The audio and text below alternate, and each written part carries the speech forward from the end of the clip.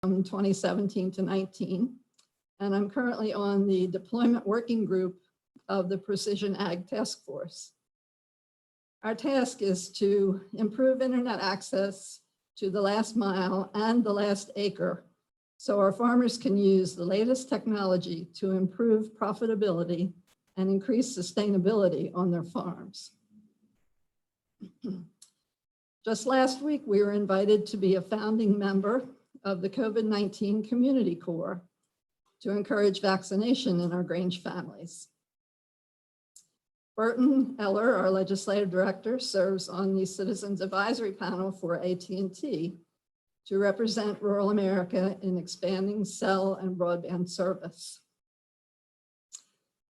We were able to be involved in all these current issues because of 5 great interns who are with us this spring. Sean O'Neill, come up and say hello. He's a senior at George Washington University. He's been accepted to Harvard Law. And he's usually working remotely from New York, but he came down for the fly-in today. Claire Loker is also from New York. She's a senior at SUNY Morrisville. She hasn't made it yet, but she'll be here tonight. She is majoring in agricultural business development and works remotely from New York, and she wants to be an ag lobbyist.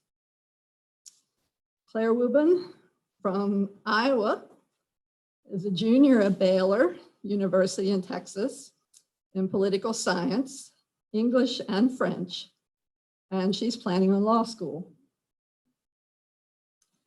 Valerie Stewart is a junior at Baylor University in cell and molecular biology, and she's planning on medical school. And Lindsay Sather from Chicago is a sophomore at Baylor in business administration. And we're glad to have all of these girls and gentlemen here with us this spring.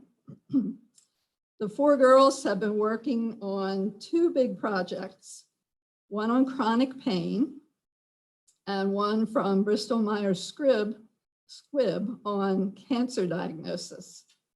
And they're going to talk about those 2 projects next week, Tuesday night and Thursday night on our Cultivating Connections program on Facebook Live. So be sure and tune in for that. We're also glad to have all our staff here today in the office. Stephanie Wilkins, so IT director. She's keeping everything running today and always. Amanda Brazana Rios, membership leadership and communications director. Loretta Washington, sales benefits and programs director. Kennedy Gwynn, communications manager. Samantha Wilkins, operations coordinator and junior Grange director. And Burton Eller, our legislative director, who's gonna come up now and give you a summary of the afternoon's events. One reminder, when our speakers are talking, feel free to put any questions you have for them in the chat. At the bottom of your screen, you'll see a little bubble that says chat. Just type your questions in there and we'll try to get to all of them during the afternoon. Burton?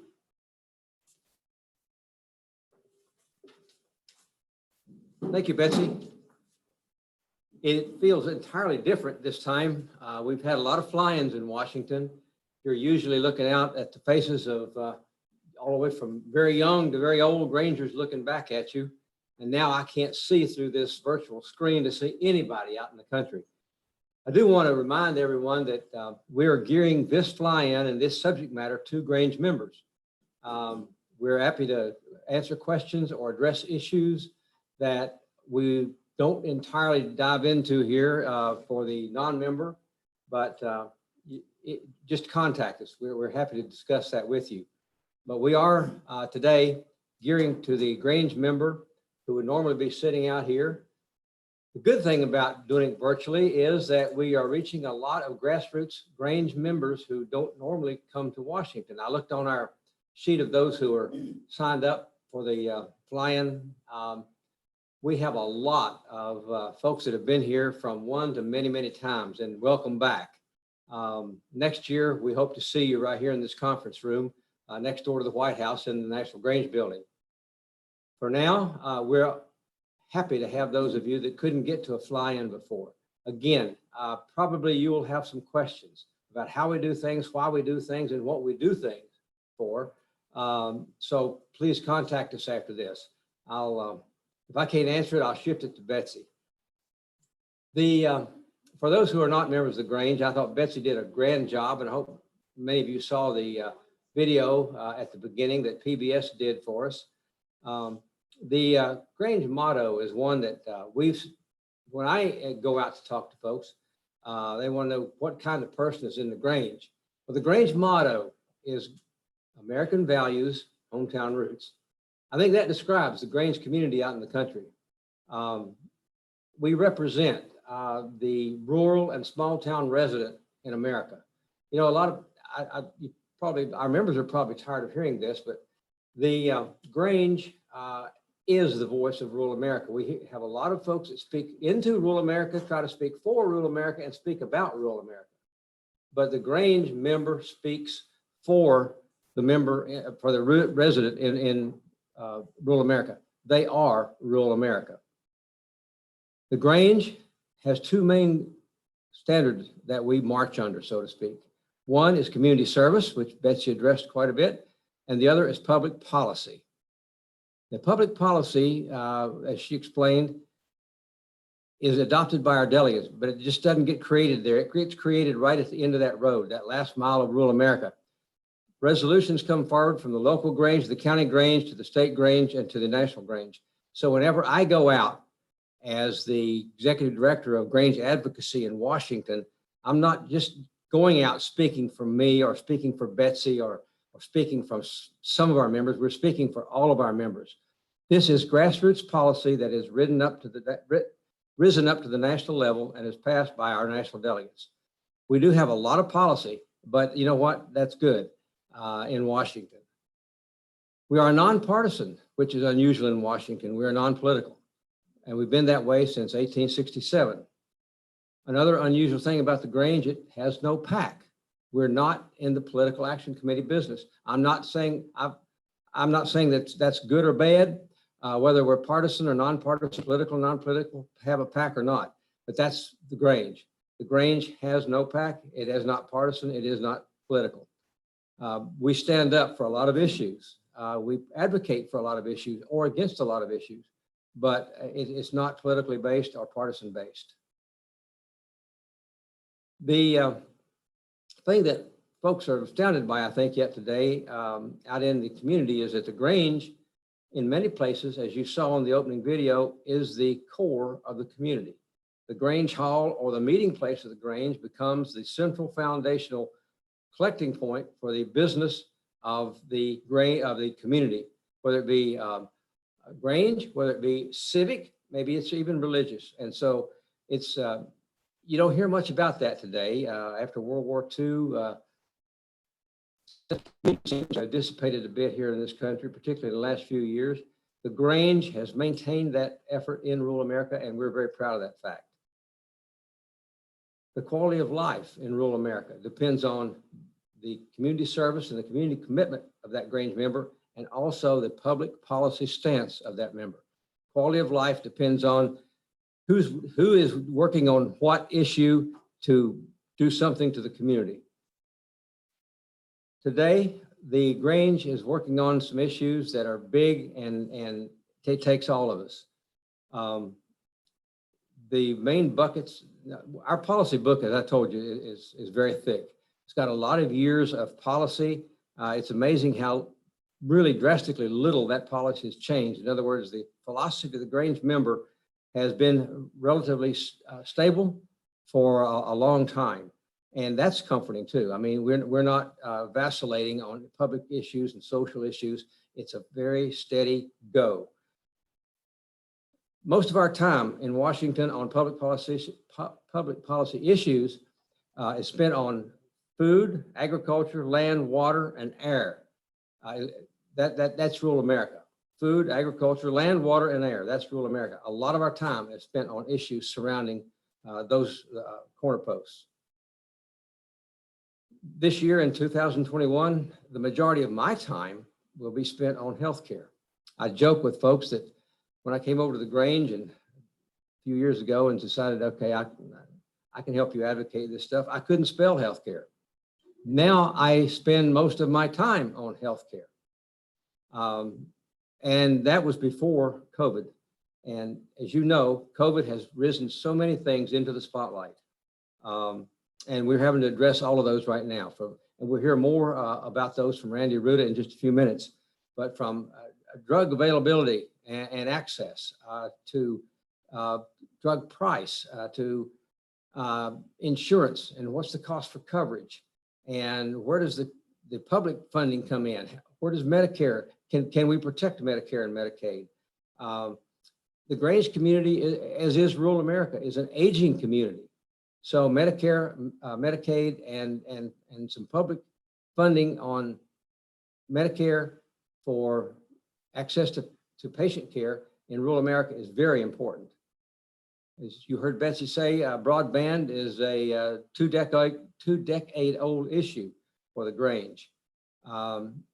We made a little progress, but not a lot of progress for probably the first decade and a half. We made a lot of progress in the last 2 or 3 or 4 years. We started by making a lot of progress when Chairman Pye came on board at the Federal Communications Commission, because he was raised in rural America. A small town rural community in Kansas meant we didn't have to spell broadband and telecommunications and deployment into that last mile to him. Congress was beginning to be more and more sensitive to the needs in that last mile of rural America. Then came the pandemic.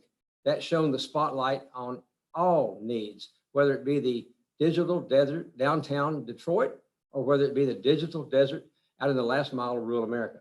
Congress responded, so did the FCC, with a lot of money.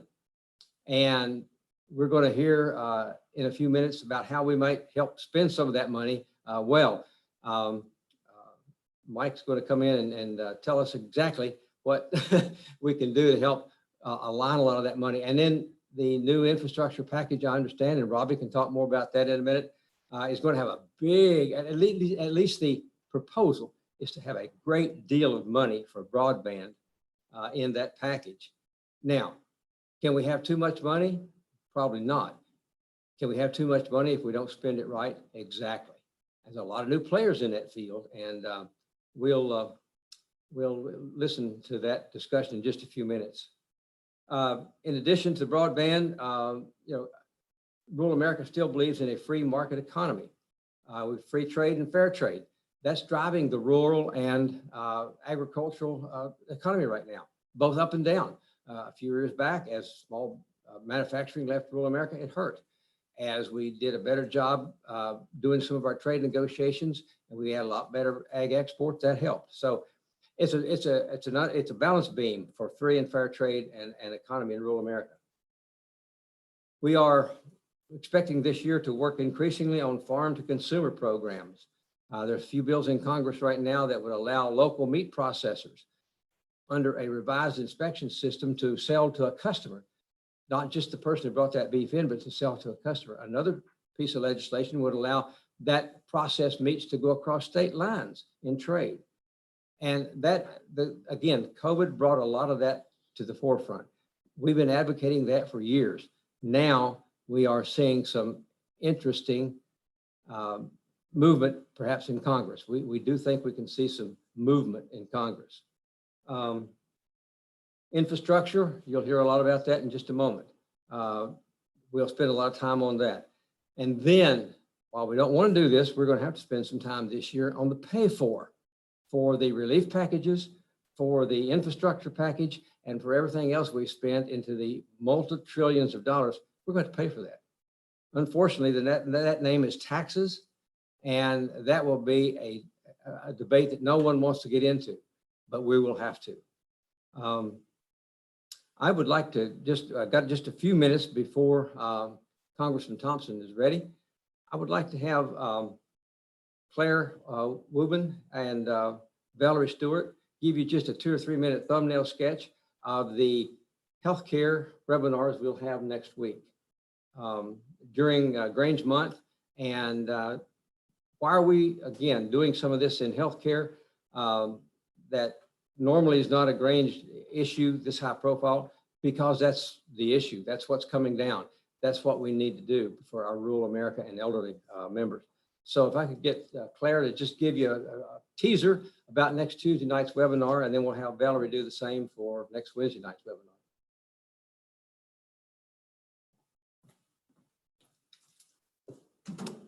Hello.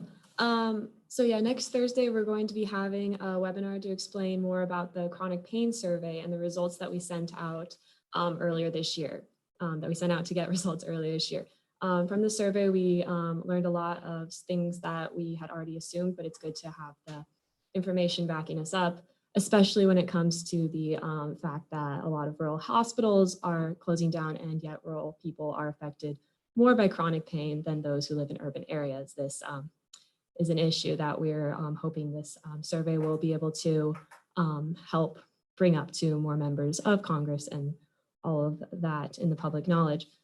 And so, yeah, we'll be talking more about those results and what they may implicate. And here's Valerie to talk about our webinar on Tuesday.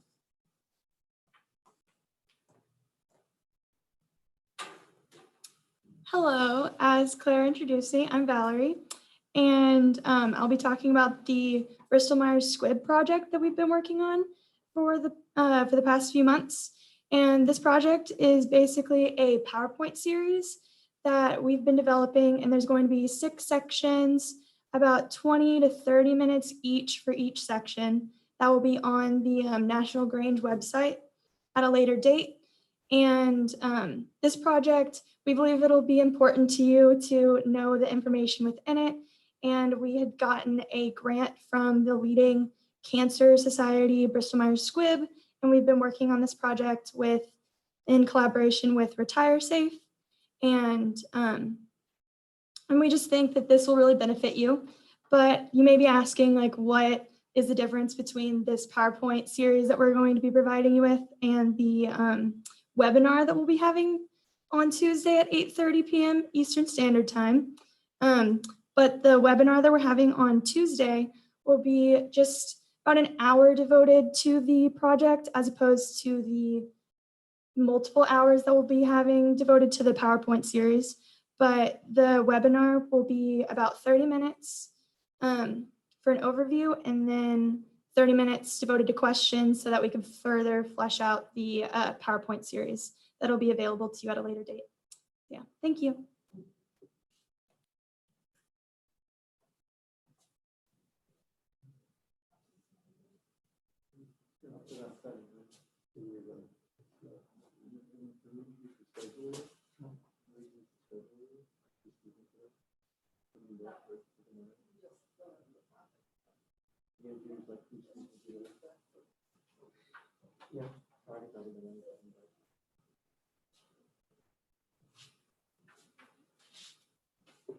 Thank you, Valerie.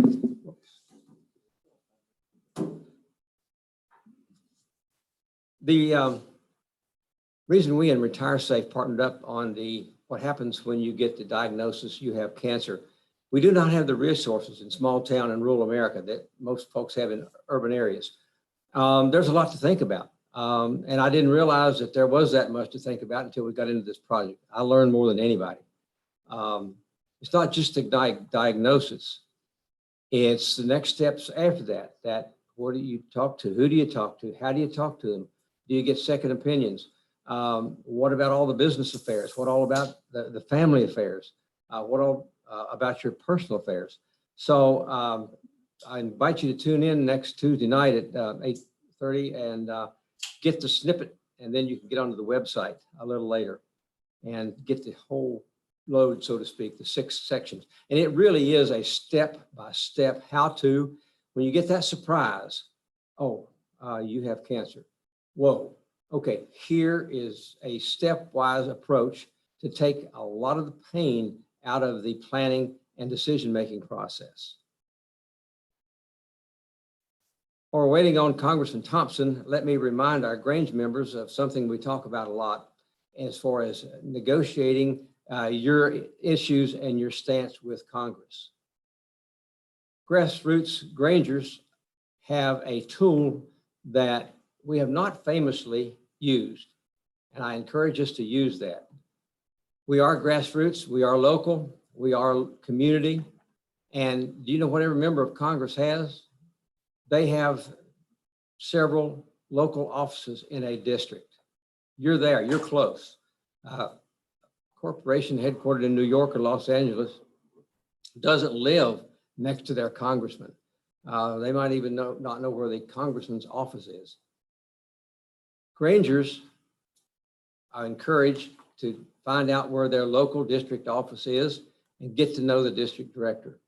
You know, when we have an issue that we need to work on really hard here in Washington, we can send emails, we can try to make phone calls. A lot of groups send mass emails, which are frankly worthless, folks. And the direct communication, direct contact with that key staff member or that congressman does really not happen. All politics is still local. That's a quote from Tip O'Neill, who was speaker when I first came to Washington eons ago. Got to know the man and he was really, really good. All politics is local. And so we will come back and talk some more about this and what you can do about it with some programs that we're working. And so we are going to now have Betsy introduce Congressman G.T. Thompson.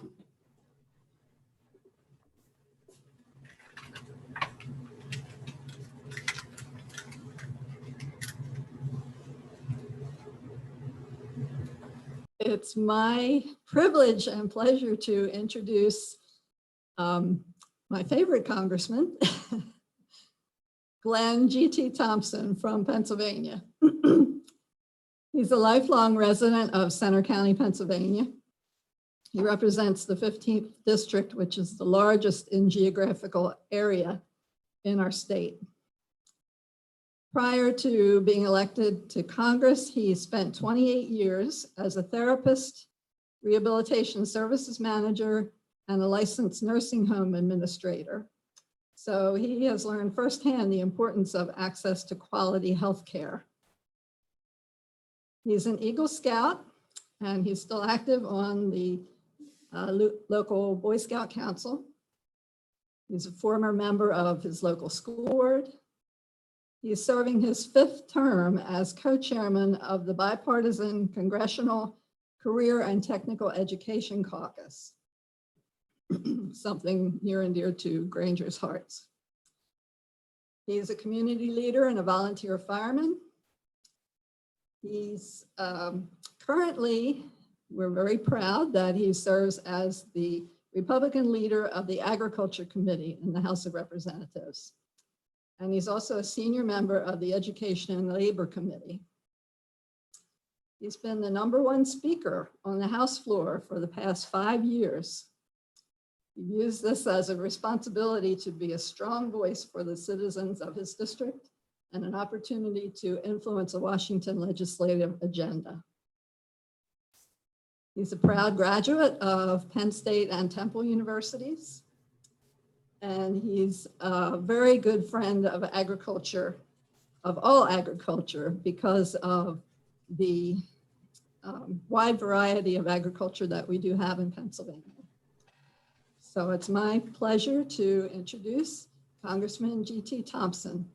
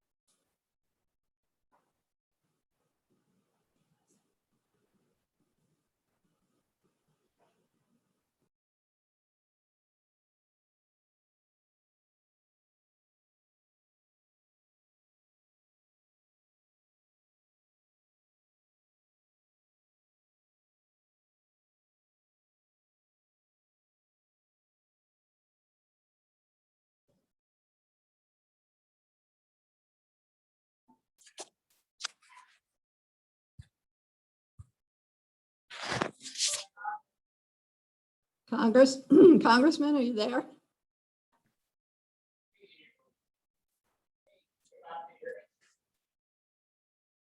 Great, sorry about that. How you doing?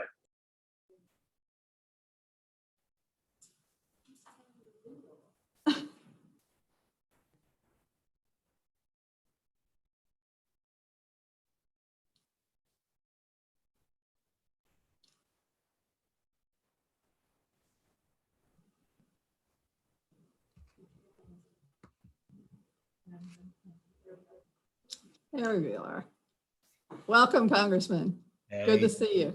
good to see you too. Thank you so much for the invitation to join you today.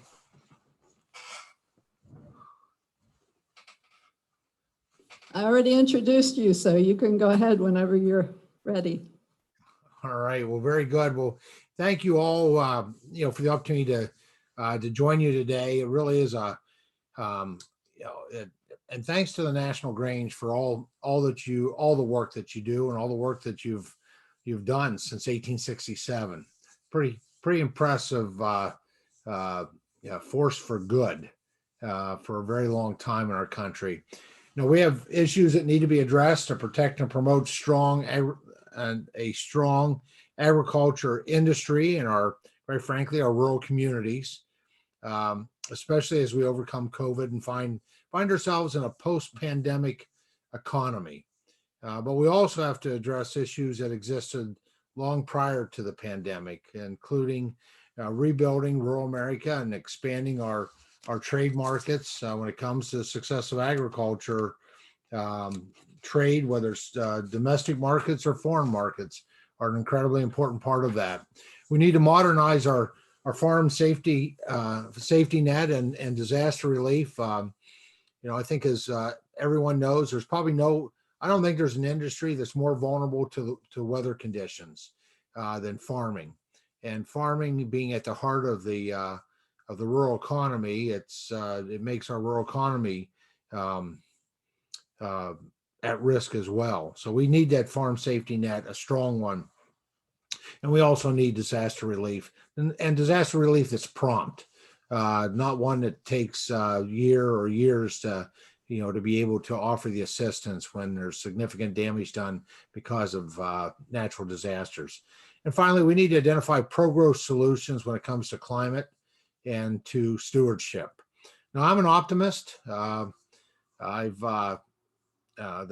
the way I've always been. I always try to look for opportunity, and I don't look for the clouds. I look for the sunshine. And despite a tough political climate, I think we have the opportunity on all these fronts at this point. Now we have tight margins in both chambers, and with any hope, that means that we'll have even more folks looking to find common ground. I've been kind of disappointed, quite honestly, these first few months. The numbers are so tight in the House. It's a matter of just a handful of members make a difference of which way a vote's going to go. We haven't seen margins that close since the 1930s. And as you know, in the Senate, it's dead even. It's 50-50. I thought going into this Congress, I thought that may be a good thing, that we would see almost a mandate to everyone that comes to the table, and we were forced to work on good bipartisan solutions. There's been a few examples I can point to in these first 3 or 4 months, but largely it's just been very disappointing to me. I'm hoping that changes. It needs to change. Let me put it that way. I have faith that this certainly will be the case for the Agriculture Committee, which is always traditionally being very bipartisan.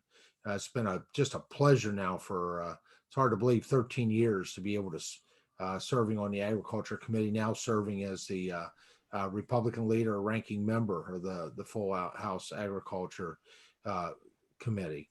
Let me just deal with some of the priorities of the Agriculture Committee. And I look forward to any other additional questions you may have. Because it's so timely, I want to kick things off today with a few thoughts on infrastructure. Obviously, there's a proposal coming forward from the administration, and we've seen a lot of news about that in the last week or so of President Biden's infrastructure plan. But there's so much completely unrelated pork, whatever you want to call. I don't want to cast any aspersions about the pork industry. I like my bacon, so I won't use that word. Just unnecessary, unrelated things that are packed into that infrastructure bill. Even Washington reporters are hesitant to call it an infrastructure plan. There's only 115 billion out of 2 trillion that have to do with roads and bridges, but that's a discussion for another time. A successful infrastructure bill has to be bipartisan.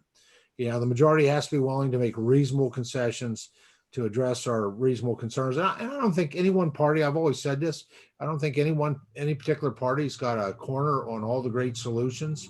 That's why everybody should be allowed to the table. We work based on what we can agree upon. And I've seen that time and time again where we really find ourselves with some pretty cost-effective solutions. I can point to career and technical education work that I've led is a great example that we can do this and we can work in that manner. A lot of that is, I'll be honest with you, it's like leadership has to get out of the way and allow the rank and file members to do that. A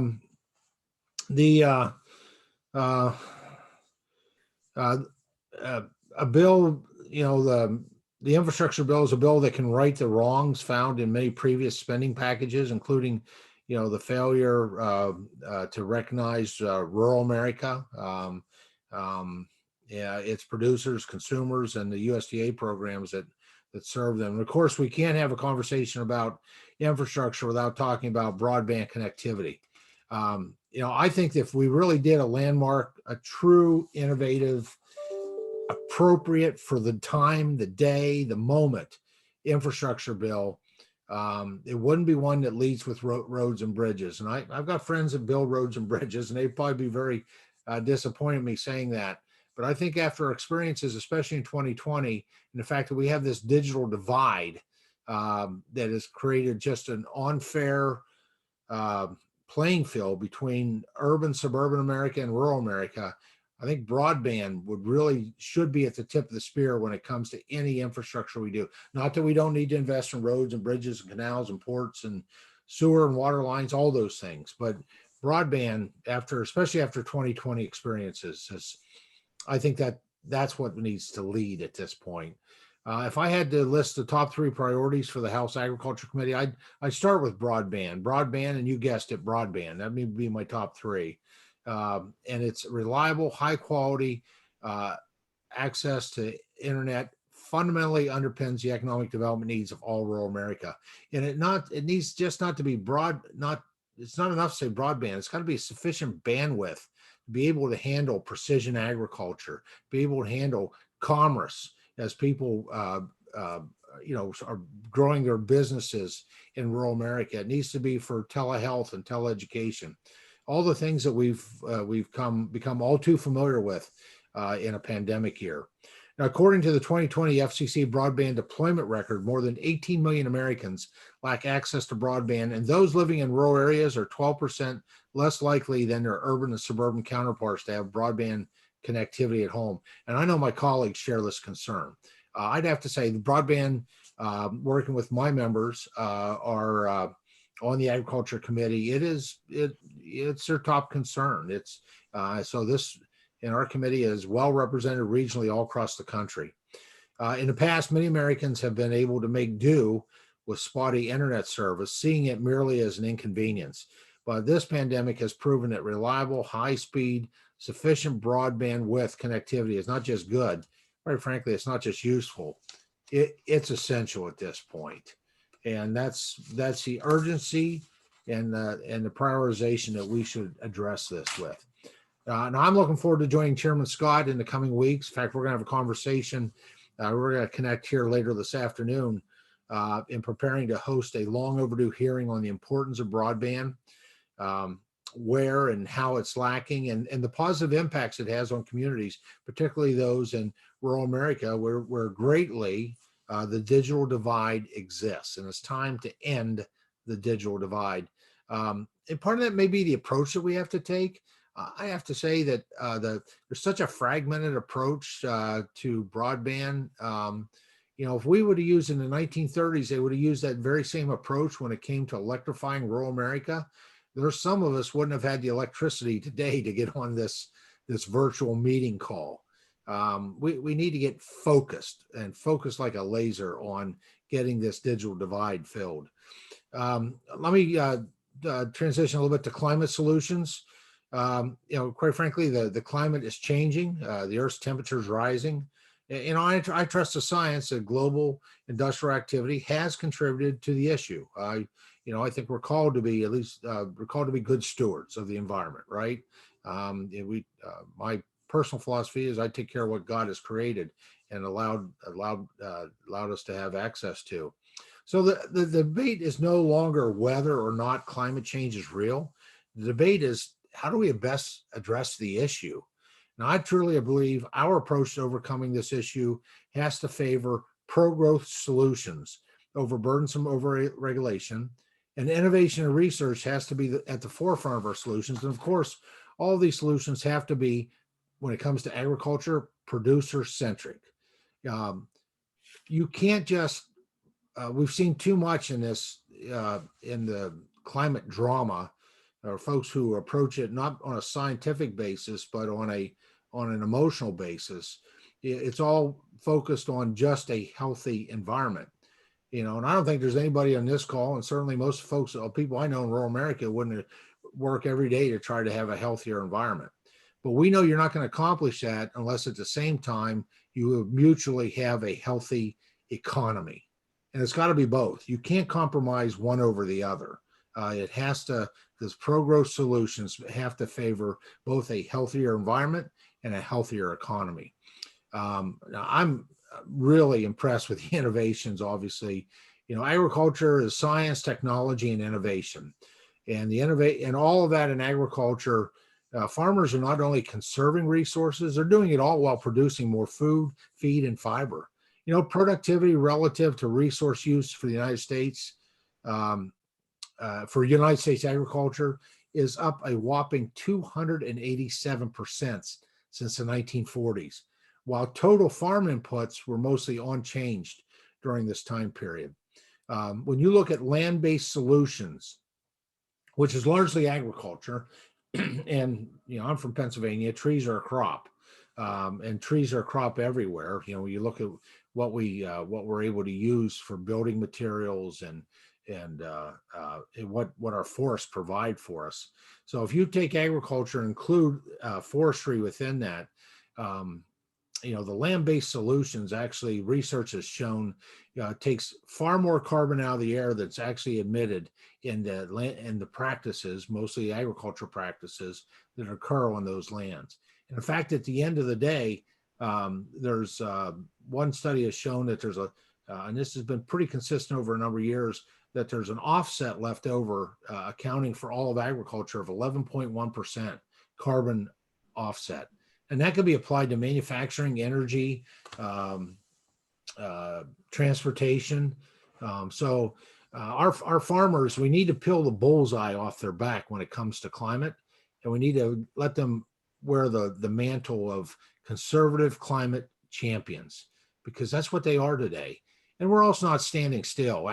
If agriculture is science, technology, innovation, we're going to have the future. There's going to be new things, and there already is, whether it's seed technology, whether it's precision agriculture equipment, whether it's new conservation practices.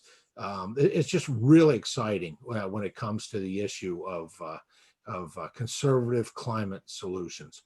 Let me pitch to something near and dear to me. People asked me when I first went on to the House Agriculture Committee, why did I do that? This was back in the beginning of 2009, and my response was simple: I like to eat, and there's a lot of truth in that. But at the same time, it's about access to affordable, high quality, and safe food. And so I had the privilege and honor during the last Farm Bill, 2018 Farm Bill, to be the vice chair of the full House Agriculture Committee, but also to chair the Nutrition Subcommittee. And as you know, our nutrition program occupies most of our budget and Farm Bill spending. Now, recent COVID-related nutrition spending has topped $37.8 billion. Significant amount of money, making sure that our neighbors in need have access to the nutrition that they required. Most people are, it's a temporary status, a temporary time in their life when they're financially challenged, when they need that assistance. And I think that's consistent with Grange values. It's consistent with rural American values. It's certainly my values that when a neighbor has a need, we're there to respond to it. Right now, we don't, you don't continue to provide them everything you have for the rest of your life or their life. But during that time of need, that's what we do in rural America. We help our neighbors in need. And that's what the nutrition program does. And that's why I was very, very proud of that component of the Agriculture Committee. This monumental response during COVID was in addition to the $10 billion per month that the standard supplemental nutritional assistance program benefits provide. And also, the over 4,000 administrative waivers that USDA was able to utilize to help states get food to people immediately, sometimes with less integrity in some instances. But there was an urgency there, obviously, and it was a moving target. A lot of people lost their jobs because of declarations of governors and found themselves overnight without income. As we near the end of the pandemic, my predecessor and President Trump laid the groundwork for constructive and impactful policies related to SNAP, including how best to help those in need of income. Now, work has dignity, and it's an opportunity and American value that we need to help all achieve. I frequently say that if you're in a temporary financial distress to where you need the supplemental nutritional assistance program, I want you to get that assistance. You have a documented need, but more than that, I want you to get a good paying job, because it's through work and family sustaining wages is the best way going forward. Both need to be a part of this discussion. We are a nation of giving, and no one can dispute that. Combined, we spend over $1 trillion per year across more than 80 social service programs. And I hope this administration moves to promote more employment and less dependency. I believe in life, it's not so important where you start out in life, it's where you end up. And I believe in a pathway of opportunity, a ladder of opportunity. And I've worked hard to lead the nation on career and technical education, which has opened a lot of opportunity for people who were struggling at one time. Now, as we come out of this pandemic stronger and better, I will promote sound policies that preserve SNAP for those who actually need it. And I'm going to fight for balanced and thoughtful reforms that provide individuals with a sustainable pathway forward, where they're able to get a job, get a better job, and be able to provide for their family and really to contribute.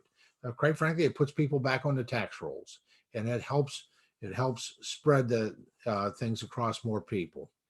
Let me touch on something I'm real passionate about as well, and that's whole milk for healthy kids.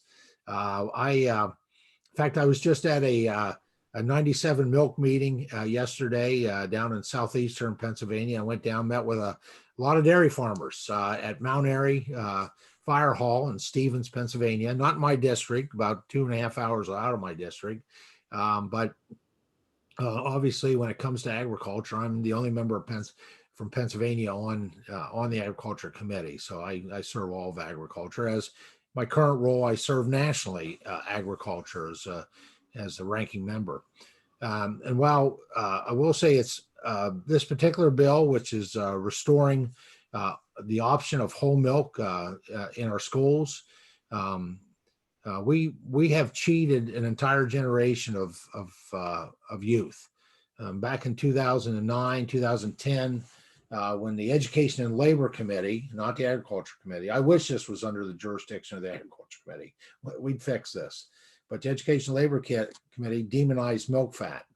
And when they did, they took nutrition, because the milk fat is where the nutrition is, And they also took a meaningful milk experience, a good whole milk experience away from our kids. And when they did, we lost almost an entire generation of milk drinkers. And we saw what happened when they did that to the rural economy. Farm income loss was significant over the past those 7 or 8 years. And it was largely because of two commodities. One is cotton. We don't grow a lot of cotton in Pennsylvania, though I've learned a whole lot about it in my leadership position. And the other one's dairy. And dairy nationwide has been struggling. And that was a huge factor, taking that nutrition, that good taste experience. So I continue to work on the whole milk for healthy kids. It's a great bipartisan bill. Anthony Delgado from New York State is a lead Democrat with me on that bill. When I did this bill originally, it was with a good friend of mine who is since is no longer in Congress, former committee chairman Colin Peterson. The goal was to give children options, a wide variety of milk options, and bolster milk consumption, which is really a win-win for children. It's really important for America's dairy farmers and families. And quite frankly, as we've seen, it's important for the rural economy as well. We have had some success under Secretary Perdue. There was regulatory implementation of a bill that I had introduced to just take an incremental step, allowing flavored milk at 1% milk fat, and that has increased our milk consumption, but not to where we can do better than that by our kids, by our children, our kids and grandkids. And over the years, milk's been unfairly demonized, leading to the loss of nearly an entire generation of milk drinkers, as I said. And the essential nutrients and health benefits that whole milk provides for all, particularly growing children, is undeniable. It's time to listen to the science and put these healthy, tasty options back in school cafeterias. Let me touch on workforce. That's an issue that a lot of farmers, ranchers, food processors across the country will say it's a huge concern that they have. And it's not like they don't pay good wages. I find that they pay really good family sustaining wages, plenty of jobs available, but they have a hard time, sadly, getting American workers to fill a lot of those jobs. That's what I hear. It's the number one issue facing the industry as I talk with these folks. It's the lack of a reliable legal workforce. Now, when it comes to farm labor, our immigration system, quite frankly, is broken and in desperate need of repair. Recently, the House passed the Farm Workforce Modernization Act. That is a bill that I did support. However, that bill was imperfect. I never let perfect be the enemy of good when it comes to legislation. It's tough to get perfect when you're dealing with a committee of 535 between the House and the Senate. But that said, the Farm Workforce Modernization Act was a whole lot better than what we don't have right now. And while it won't fully address the shortage of legal agriculture workers, it may leave our farmers, ranchers, and especially our dairies with critical unmet needs. So I filed an amendment that would have addressed these deficiencies. The amendment was endorsed by the American Farm Bureau Federation. Now, the Farm Bureau Federation was staying neutral on this bill, but they did endorse the amendment I put forward. And unfortunately, my amendment was not made in order, but I hope that amendment's going to serve as a starting point in the Senate for necessary improvements. And I actually believe in order to get 10 Republicans to support that bill, the modest recommendations for improvements that I put forward would be a part of that. For those of you who are familiar with the H-2A worker visa, which is mostly for seasonal agriculture, this would be the first time it actually could be applied to year-round agriculture. And so there were some good things in there, but there were some things that could easily be improved upon. You know, Americans are blessed with a safe, abundant, and affordable food supply, but how long will that food supply last if we don't have an adequate, sustained agriculture workforce? We already see dairy farms for different reasons, but sometimes just because of workforce that the cows get sold off. You know, we see, I see different types of crops I hear about every year, even here in Pennsylvania, that can't get planted or get plowed under because there's not the workforce to harvest them. This may be a once in a generation opportunity to reform our ag immigration laws, and therefore we got to get it right. And that's my commitment, trying to work with the Senate so that they'll make improvements that this bill may have a chance of it once refined over there of passing. In terms of the Farm Bill oversight, let me say we're way behind. We're probably 18 months or more behind. Now, a big part of that was the coronavirus. The Agriculture Committee has a responsibility to be doing oversight with USDA. We should be having the administrators in from all sections, all the titles within the Farm Bill before the committee. We can do it virtually if need be, but this needs to happen now. The pandemic threw a wrench into our timeline, but there's no reason why we shouldn't be kicking things into high gear as life starts to look a little normal again. And I don't know about you, but that's what I'm seeing here with the amount of injections in the arm, population immunity. It just seems like Easter, which is always a blessed holiday, event, a moment in the church. Just as been out and about, there's optimism out there. We're moving beyond this plague that we've been living under. In closing, we know how important agriculture is to our nation's economy, our health, our well-being, and it's incredible. It really is an incredible honor to represent the country as the Republican leader of the House Agriculture Committee, or my favorite title I heard somebody use was Chairman in Exile. And I'm more excited than ever to jump right in and continue the fight to restore a robust rural economy. I certainly want to thank you for having me today, though I know I'd much rather prefer to be gathering in person. I've done that at the national level and certainly here in Pennsylvania. Last time I think it was up at the Ramada when the annual meeting was there. Most importantly, I want to thank you all for being the backbone of our nation, for tirelessly providing for food, fiber, energy, providing the fabric for our rural economy, our rural communities, those values. I really very much appreciate the Grange. You know, you were formed in 1867 to increase the political and economic power of farmers. Your organization was created at a time for the need of healing immediately following the end of the Civil War. And your mission to increase the influence of farmers economically and politically, quite frankly, is more important today almost. I think it's equally important as it was, over 150 years ago. Our country in some ways is as politically divided as following those bloody years of the Civil War. The healing influence of the Grange is something that's real, and it's as important today as when the organization was first formed. So staying in touch with your representatives in Congress, keeping them informed is so important for us as lawmakers. You don't want us making decisions with the information within the Washington Beltway or bubble. Trust me, it won't work out very well for any of us.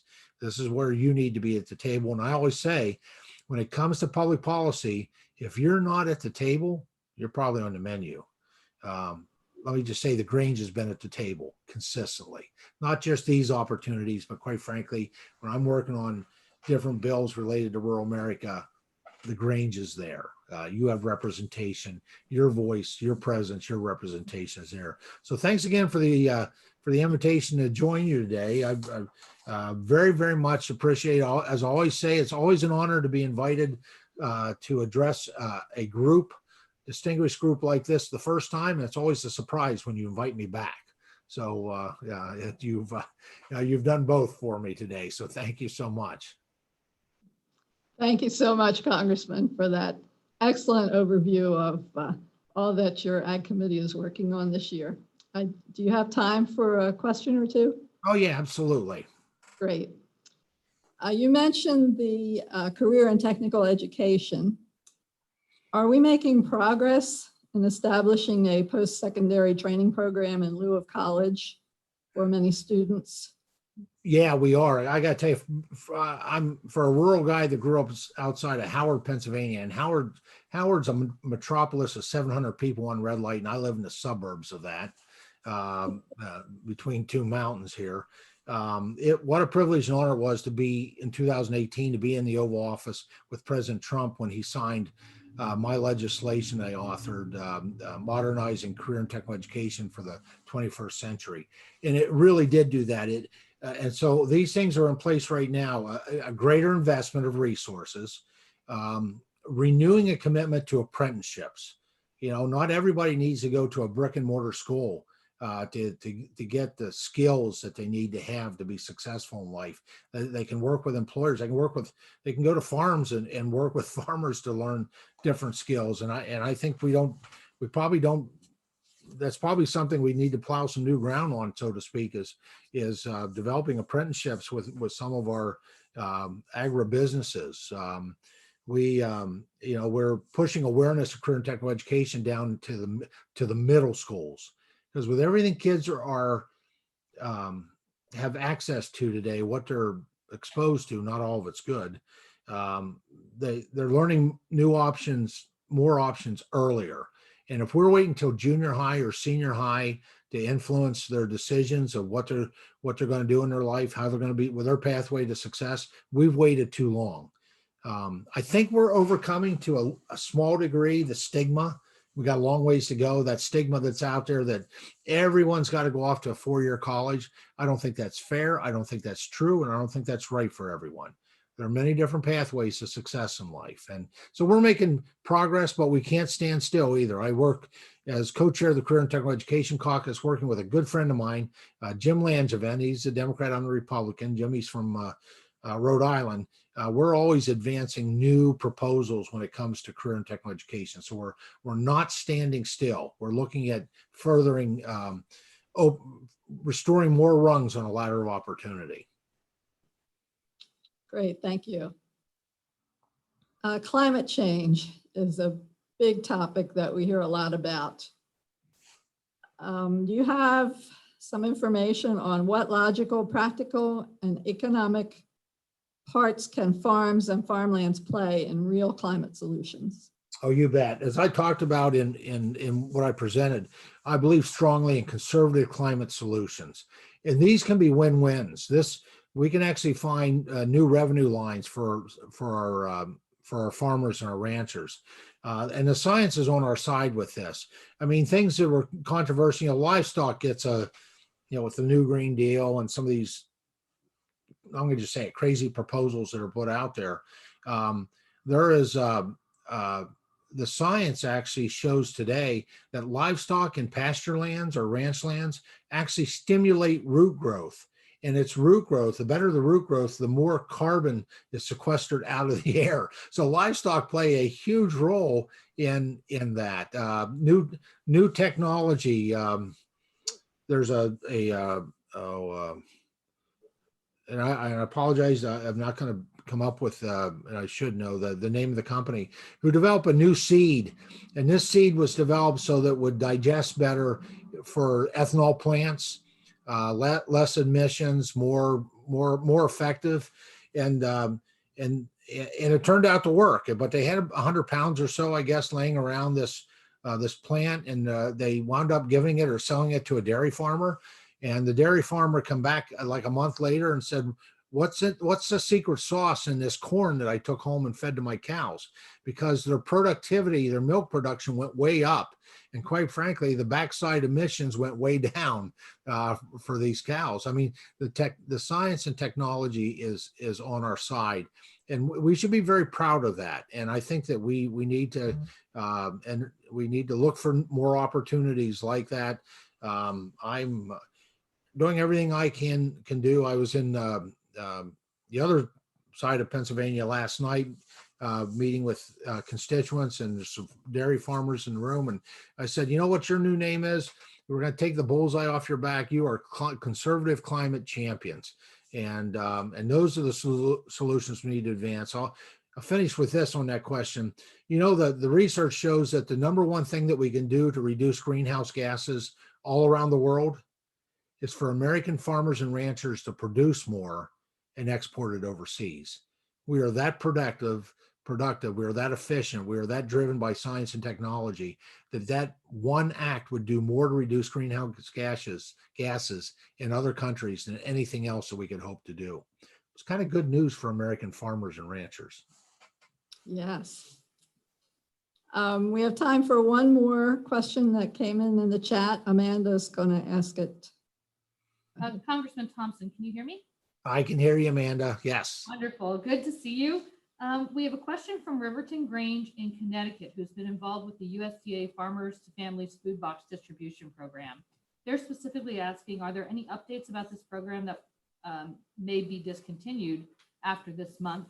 And that food security and insecurity is such an issue during the pandemic. Are there other things that your committee or the USDA or other agencies are looking at to make sure that food security issues are still dealt with? Yeah, we first of all, thanks for that question. We should be providing oversight with USDA. I'm hoping, Chairman Scott is a gentleman. He's, I've worked with Chairman Scott, who's actually currently chair of the Agriculture Committee now for 13 years. So I'm hoping we will start to have oversight hearings, getting USDA in. We did do a nutrition hearing a month or so ago, and it was good, but it was kind of limited to certain groups. And I would hope that USDA and Secretary Vilsack would not feel the need to come in and fix what isn't broken. Now we can always do things better, and I get that part, but the farm to family food box was such a win-win. The millions of those that were, I think 70 million of those, it was just amazing how they're put out now. And the fact that it provided families access to fresh fruits and vegetables, dairy, meats.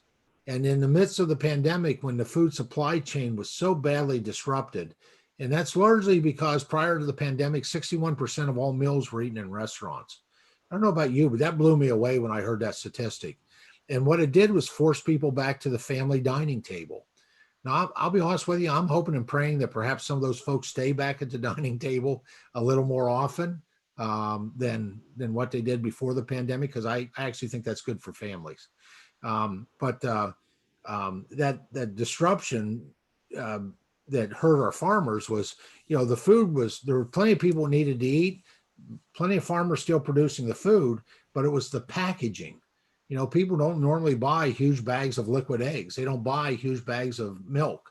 They don't buy in bulk like restaurants and schools and universities do. And that was the food supply disruption. And so the farm to family food box, I think, was a lifesaver. It was a lifesaver for a lot of families, and it was for our farmers as well. And so those are the things that we need to provide oversight on, Amanda. We need to be looking at that. Quite frankly, there's been so much money spent and I supported it all in 2020, but I'd never thought in my lifetime in a period of months, I would be agreeing to spend trillions of dollars, because all that debt, we have to deal with that debt. And so, we need to reel things back in. I don't believe you operate government by throwing money at the wall and hope some of it hits the right target. I think we need to be doing I guess my healthcare background, you do a thorough assessment, you diagnose where the problem is, where the root causes are, and that's what you go after. And therefore you can target your spending. You don't have to do $2 trillion after $2 trillion after $2 trillion. That's the wrong approach. Absolutely the wrong approach. So we need to be assessing what the nutritional needs are, and we need to be looking at, how do we restore a robust rural economy that drives the economic benefits for our farmers and ranchers as well. Thank you very much. My pleasure. Congressman Thompson, thank you so much for joining us today. We really appreciate your insight into all these different topics. Thank you so much for your representation. And I hope to see you sometime soon in Pennsylvania as we open up again. I hope so too. Looking forward to it. All right. Thank you, everyone. It's been a privilege and honor. Thanks for the invitation to be with you. Take care. Be well. Thank you.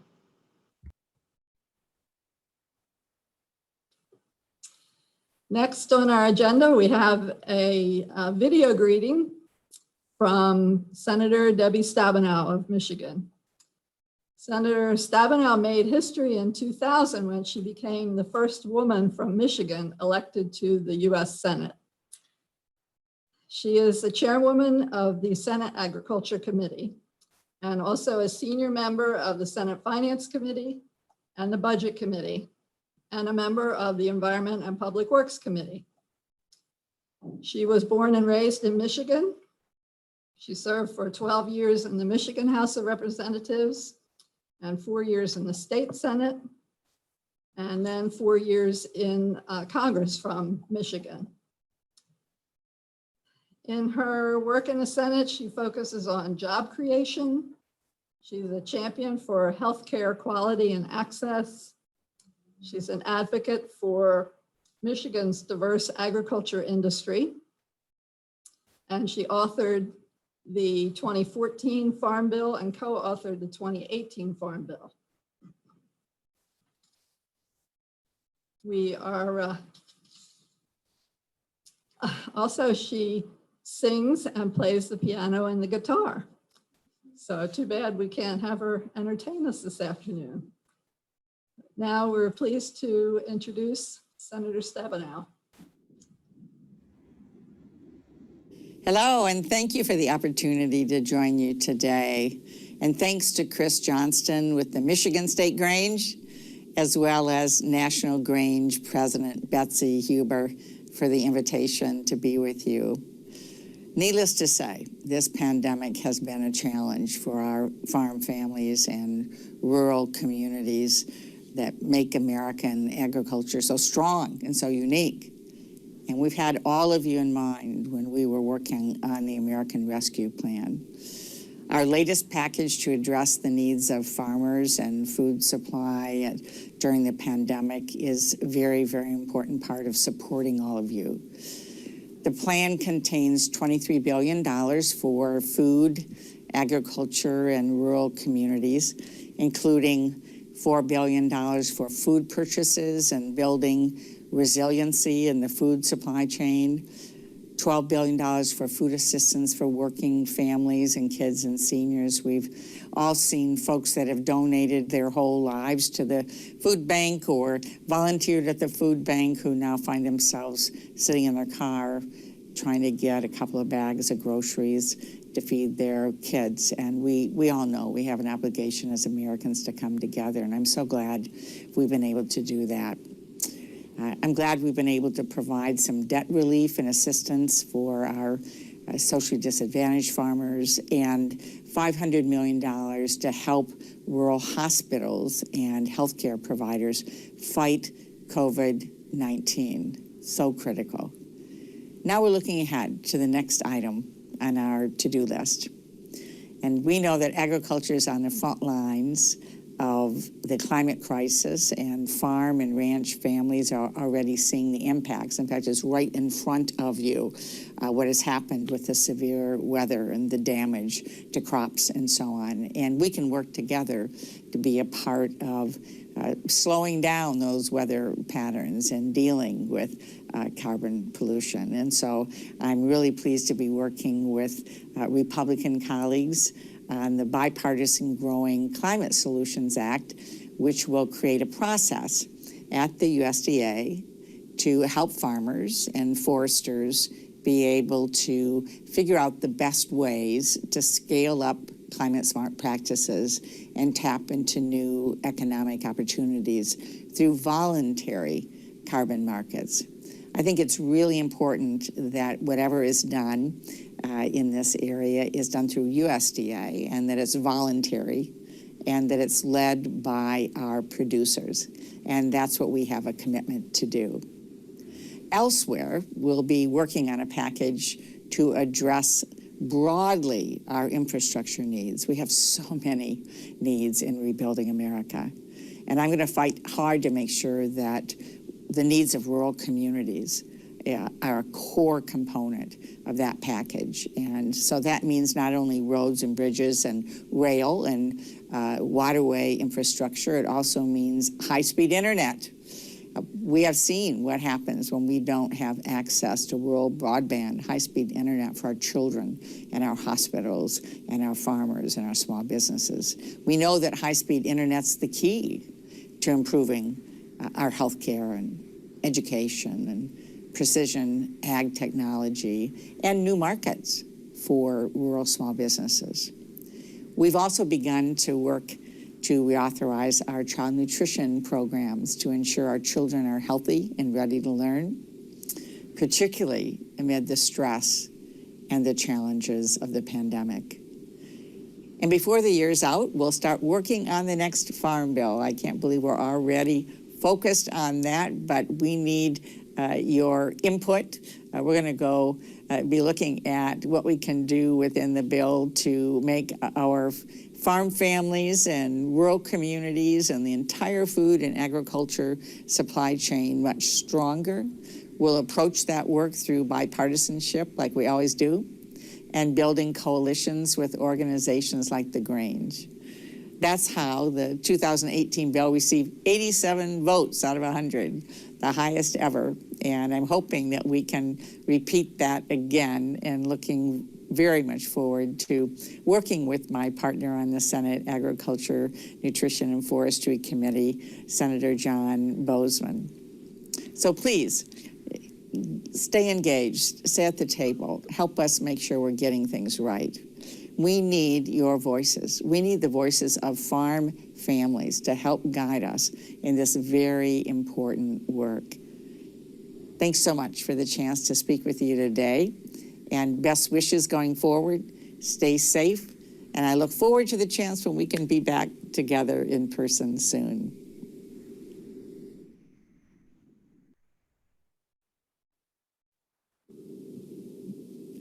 Hello, and thank you for the opportunity.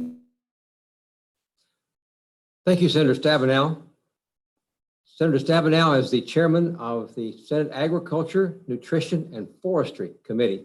So we normally refer to it as the Ag Committee, but it's also nutrition and forestry and everything having to do basically with production off the land.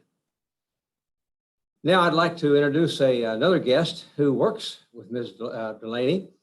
Mrs. Stabenow, Patrick Delaney is her Director of External Affairs for the Senate Agriculture, Nutrition, and Forestry Committee. In that job, he directs the committee's strategic outreach and coalition building with stakeholders, academia, industry, and other constituents. Patrick's had a lot of experience on Capitol Hill. He worked for the former House Ag Chairman, Colin Peterson. As such, if you ever knew Colin Peterson, you soon realized he was one of the deans in agriculture in Congress of all times. He had many years in Congress. He served both as minority staff ranking and the chairman of the committee several times. He's seen both sides and all sides of farm bills after farm bills. So if Patrick didn't learn anything, he lost the opportunity with Colin Peterson. If I'm not mistaken, Patrick is a graduate of George Mason and West Virginia University. He worked for a while for the United Fresh Produce Association, which is the fruit and vegetable and fresh industry. He worked for the American Soybean Association. Then he went to the House Ag Committee and Chairman Peterson, and now he's with the Senate Ag Committee with Chair Stabenow. He's agreed to take about 10 minutes and ask some questions if we have those available. Hi, Patrick. Thank you very much. I appreciate the ability to be with you, and happy to answer whatever questions we can. You bet. My thought was, Patrick, is there anything in the chairwoman's address that you would like to expand on or address specifically? Then I'll get into a few questions. Sure. You know, she touched on really a lot of what our most pressing work right out of the gate will be on the committee.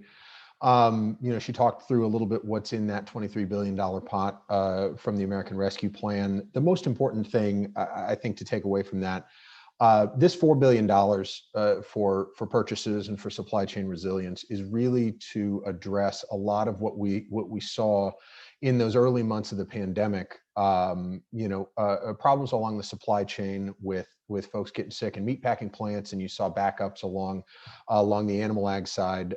Making sure the supply chain has what it needs to weather those storms. At every turn, we were reminded how important the frontline workers in food and agriculture are, right? That's everybody from farmers to folks driving the trucks to people stocking shelves in the grocery store. Like, every link in that supply chain is incredibly important to keeping Americans fed and healthy. And so we wanted to make sure that $4 billion has in it enough resources to make sure that the supply chain can weather those storms. She talked a lot about what we're working on climate change. And, if you remember one thing from her remarks and one thing from our chat today, it's that whatever we do is going to be voluntary, it's going to be bipartisan, and it's going to be led by producers. Producers, farmers, and ranchers are doing really wonderful work right now. So our thought process is, how do we incentivize folks to do more of that, right? How do we turn to you all on the land, look at what's working, and help you do more of that? So, I want you to remember those three things: that voluntary, bipartisan, and producer-led solutions are where we're gonna be on this. She mentioned we're reauthorizing our child nutrition programs. We heard, obviously, the stresses that were created by the pandemic are ones that are taking a unique toll on kids and on families, and it's made the hunger crisis that much worse. So we're going to look at what we need to do there. And we're going to make sure in this new infrastructure package that rural communities and that farm and food infrastructure get their share of what they need, right? That's when I was working for the soybean folks, it was such a huge deal to have working waterways and locks and dams that were well maintained and ports that were dredged, because if you couldn't get your soybeans off the farm into market, you couldn't take advantage of those great opportunities abroad in the form of trade agreements and things like that. So we're going to make sure that rural infrastructure has what it needs to be successful. We're also going to make sure that USDA has a team in place to continue providing service to farm and ranch families and rural communities. That means getting folks nominees and folks through the confirmation process. And then once we get all of that work done, we're going to turn to the Farm Bill. So I'm going to be looking, especially in my job as one who builds coalitions and connects with groups like yours, going to make sure that we're getting your feedback and understanding what you all need out of that process when we turn to the Farm Bill. So happy to answer whatever questions I can, and happy to take good notes on the things that I can't and make sure we get you an answer. Sure, and we're going to be sure to quote those three emphatic things you said about climate change. I mean, that does play in rural America. That plays with farmers and Absolutely. ranchers. That plays with grassroots. So we really appreciate that. Absolutely. And to the extent that the Senate Ag Committee traditionally operates on a bipartisan basis, and I'm not asking to be political, but it looks like under Ranking Member Bozeman and Chairwoman Stabenow, a Farm Bill of the future can continue that bipartisan approach. I mean, we're not going to agree on everything with everybody, but do you think we can get into the negotiations starting next year starting this year to prepare for next year on a bipartisan basis for a Farm Bill? There's no question in my mind that we can do that. The chairwoman had a wonderful relationship with then Chairman Roberts, and had a great relationship with Senator Cochran before him. She is working every day to build that same relationship with Ranking Member Bozeman. So, if you can't, thinking about it in the context of the work we're trying to do on climate, if you can't get the bill passed and onto the president and signed into law and get farmers and ranchers to take it up on the ground and get good ideas in practice, what good is it, right? So it's got to start from a place of bipartisanship, and she is. That's her home base. That's where she's starting from, and so I absolutely think that she's invested in making that relationship with Senator Bozeman, and his staff is wonderful. A lot of holdovers from the Roberts team, and a lot of really, really smart people that are dedicated to what they do, and so when you have folks like that, it makes working together that much easier. So I'm very, very optimistic that we can do that. We're gonna have to. Well, we are planning to work with you on that. Mrs. Stabenow is always championing agriculture in Michigan. Do you find that most people around Washington, the urban centers, don't think of Michigan and agriculture, yet you are so major in so many things? I think that's probably right. You know, I mean, frankly, there's a lot of things that folks around the cities don't understand about agriculture, and that doesn't come from a bad place. That just comes from a lack of exposure. And so I think you know, the more they learn about farms and food, the better off we all are. The great thing about Michigan is that it is such a snapshot of U.S. agriculture. You know, it is in terms of the diversity of what we grow and raise in Michigan, it's second only to California in terms of the various different things that, whether it's specialty crops or livestock or dairy or what have you. And so Michigan really is wonderful and unique in that way. And that's something that she has always pointed to as one of the things that helps her be a good chairwoman on the Ag Committee, right? She's thinking about all of the various things that Michiganders grow and produce and the different concerns that they have. And so that's always in the front of her mind. Okay, we got time for a couple more. And Amanda, I believe you got one from a viewer. Patrick, can you hear me? Yep. Thank you for being with us today. The Sure. first question from one of our members who's viewing today is, can money be provided in the Farm Bill to assist farmers in diversification if they're adversely affected by climate change? You know, I think as we have these climate change discussions, there are going to be discussions about all of those things, right? How do we help producers that are just getting into climate smart practices? How do we help producers, as you said, that are affected by climate change, look at their operations differently? And whether it comes in the Farm Bill or it comes in another piece of legislation or another effort or programmatically at USDA, I think there are room, now that we're all around the table talking about this. And I was really very, very heartened to hear Ranking Member Thompson in his comments before Chairwoman Stabenow's talk about, you know, thinking about climate change from a Republican standpoint too, and talking about how they are productively at the table. When you have everybody around the table looking past the politics of these things and talking about, okay, how do farm and ranch families actually do this? And if they're experiencing hardships, if they're finding, you know, weather-related impacts on their farms, how do we actually get them to do these things and see success with them? Then we can actually have the conversation about what that looks like programmatically. So whether or not it happens in the Farm Bill, I don't know. But we are around the table right now having those conversations in a way that I'm confident there are going to be those resources for y'all moving forward. Awesome. And the other question that we have from our audience is, and I think that I'm going to convert it a little bit. The question generally was, what can we do to help small local farmers compete with the big guys?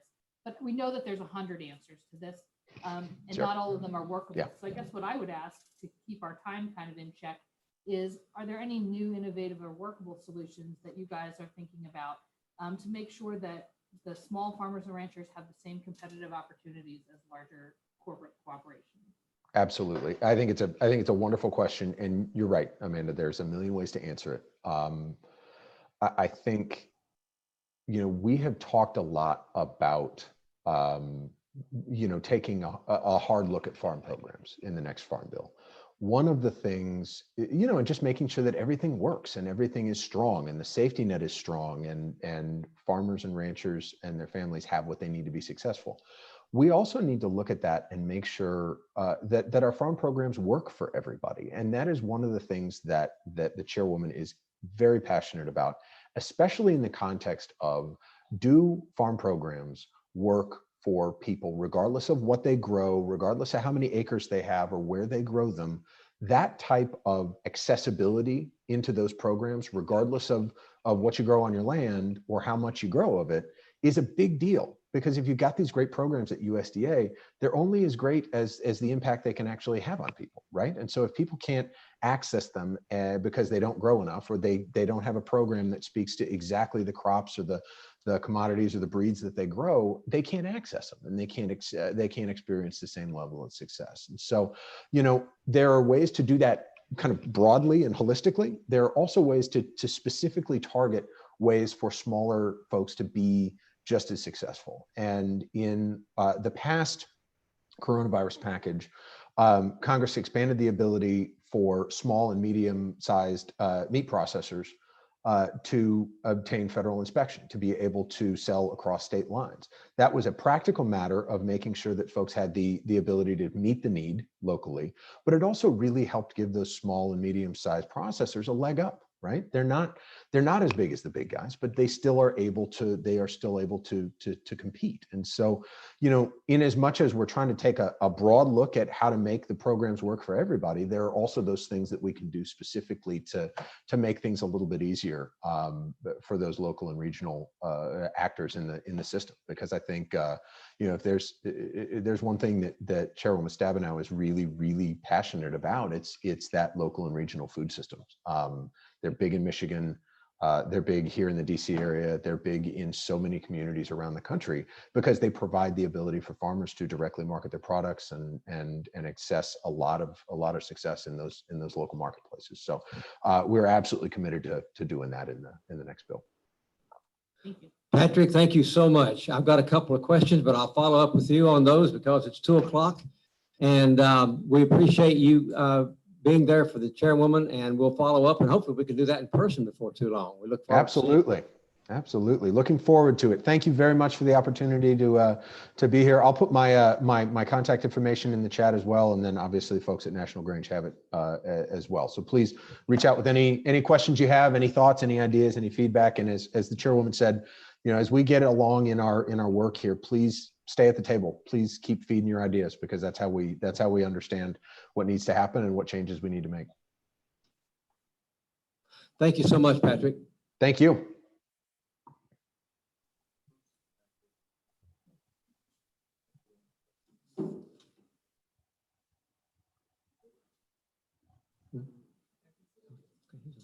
All right, I'm going to call on Sean to introduce our guest speaker from the White House.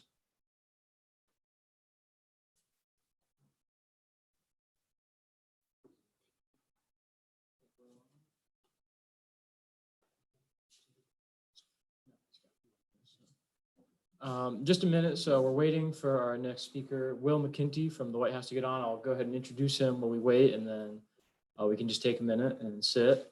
So our next speaker is going to be Will McIntee. He's Associate Director of Public Engagement at the Biden administration in the White House. Previously, he worked on the Biden campaign, working on their rural outreach, where we first met him. And then he worked on the transition for the team, working on their USDA team and engagement with rural actors like the Grange. He's going to be here in just a minute to speak with us for 15 to 20 minutes, however much time he can give us, since they're busy just down the block, about things like what the Biden administration is planning to do for rural America and some of their agenda. But we're waiting just one more minute for him to get on. So just a second. I guess to fill some time, we've seen some questions in the chat about how local Granges can get involved in advocating on some of these issues that you've been raising questions about, or speakers have been speaking about today. And this is something we're saving for maybe later. But a new program we've been getting involved with and tested out a little bit last year is a program called Free Routes. It's a free website, just go freeroutes.com.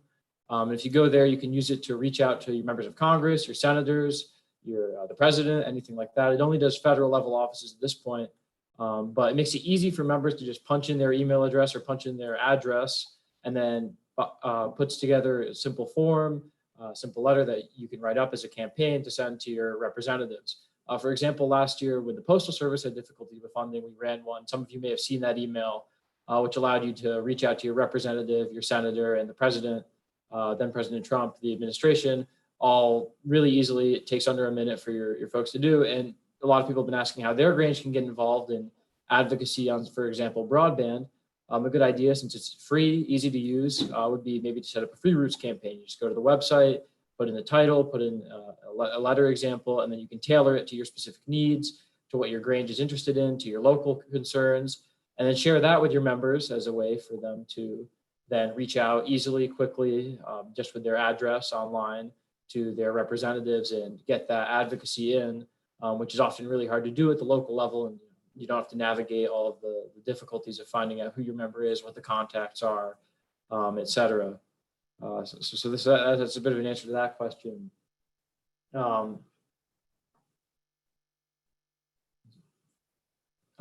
have a phone number calling in. Will, are you here?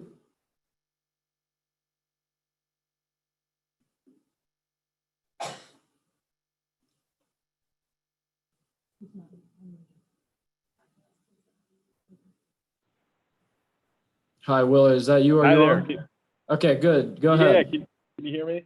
Great. Yeah, Sorry I can hear about you, that. I've absolutely. been trying to log into the Zoom here for the last few minutes. For whatever reason, our computer won't let me join the Zoom here. So apologies, I had to call in and I'm running a little late here, but good to be with you all. Yeah, no worries. Go ahead and let us know what the Biden administration has planned for rural America, and then whatever time you have left, we'll certainly have some questions for you. Awesome. Sounds good. Well, yeah, thanks again. This is Will McIntee. I'm the Associate Director of Public Engagement at the White House and manage the rural and agriculture portfolios for the Office of Public Engagement. Really good to be with you all. Wish I could be on camera with you all, so apologies for this, but really excited, in the last week, that the president has introduced his American Jobs Plan, which includes a lot of really historic investment in rural communities, in agriculture, and so wanted to take this opportunity just to share with you some of the opportunities presented by the American Jobs Plan that the president just released. And first of all, wanted to point out the Rural Partnership Program that was included in the proposal. It's a $5 billion flexible funding program for rural communities to help support locally led planning and capacity building efforts, and to help with community and economic development opportunities in rural communities. So this is kind of both an opportunity for rural communities that oftentimes struggle to get the resources and funding that they need for different economic development opportunities. This is funding specifically for those communities that can be accessed specifically by rural communities, and that has kind of a greater deal of flexibility. So we're really excited about that inclusion in the proposal. Would love to talk with folks more about some of the opportunities that could exist through that program. The plan also seeks to close the digital divide by investing up to $100 billion in broadband infrastructure, including funding to provide 100% broadband coverage in rural America, and to make sure that's affordable for all Americans as well. We also, in the plan, include pretty historical investments in roads and bridges. There's a $20 billion proposal over 5 years to fix and repair America's crumbling roads and bridges, including addressing 12,000 of the 30,000 off-system bridges that are currently in poor condition. So huge opportunity to fix rural bridges that have been deemed structurally deficient, and update some of that infrastructure. There is investment in the plan for inland waterways, and ensuring that we're updating our locks and dam system, ensuring the future of transportation, especially of agricultural products along our waterways. The plan also includes a $1 billion investment for agricultural resources management and climate smart technologies that will open new market opportunities for farmers and help us achieve our goal of achieving net zero emissions in American agriculture by creating those new sources of income for farmers and creating new jobs in rural communities. There's also investment in rural water and water infrastructure, including more than $10 billion in grants and loans for rural communities and disadvantaged communities for small and rural water systems. There's also drought resilience for farmers, wildfire resilience in the plan. There's a plan to remediate and redevelop idle rural property through a historic investment in some of the brownfield and Superfund sites in rural communities as well. There's also funding in here for rural housing, including a $2 billion investment in the USDA Rural Development Housing Program. And so there's quite a bit in here for rural communities in particular. We know that investing in rural communities is really critical to untapping all of the potential in our rural communities, and really seek to, through this plan, ensure that we're providing the resources that rural communities need to not just continue to thrive, but to really untap a lot of the untapped potential in rural communities where there unfortunately has been a lack of investment in broadband and other infrastructure, but also some dated and crumbling infrastructure that we dearly need to update and to fix. And unfortunately, this plan will also create a lot of jobs for folks as we look to encourage apprenticeship opportunities and jobs through these programs as well. So really excited about the jobs plan. We've also been partnering quite a bit with different rural advocacy organizations, and including the National Grange on the COVID Community Corps that the HHS just announced, which is a program to help us get information about the COVID vaccine out to folks that are, maybe have questions about the vaccine, want to know more, want to learn more before they feel comfortable getting the vaccine. And so we're partnering with organizations like the National Grange to do that, and really excited about that partnership as well. We've also invested through the American Rescue Plan in additional vaccination sites in rural critical access hospitals and community health centers. And by April 19th, the president just announced that 90% of Americans will live within 5 miles of a vaccination site. And we also have invested in mobile vaccination sites so that some of those communities that are even harder to reach or more remote are more easily accessible via some of the mobile vaccination clinics that we're working with rural communities to set up across the country where there's need. So, lots of stuff going on here. Happy to answer any questions, and thanks again for having me on. Awesome. Thank you so much for that breakdown of what the administration's doing. We have a couple questions for you, which our Communications Director, Amanda, will ask.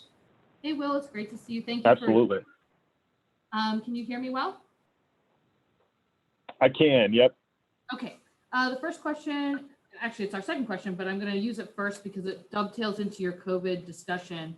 That is, if a community is underserved or people are going to be more than 5 miles outside of that radius, are there things that Granges, especially Granges with halls, can do to assist in the COVID vaccination efforts? Yeah, absolutely.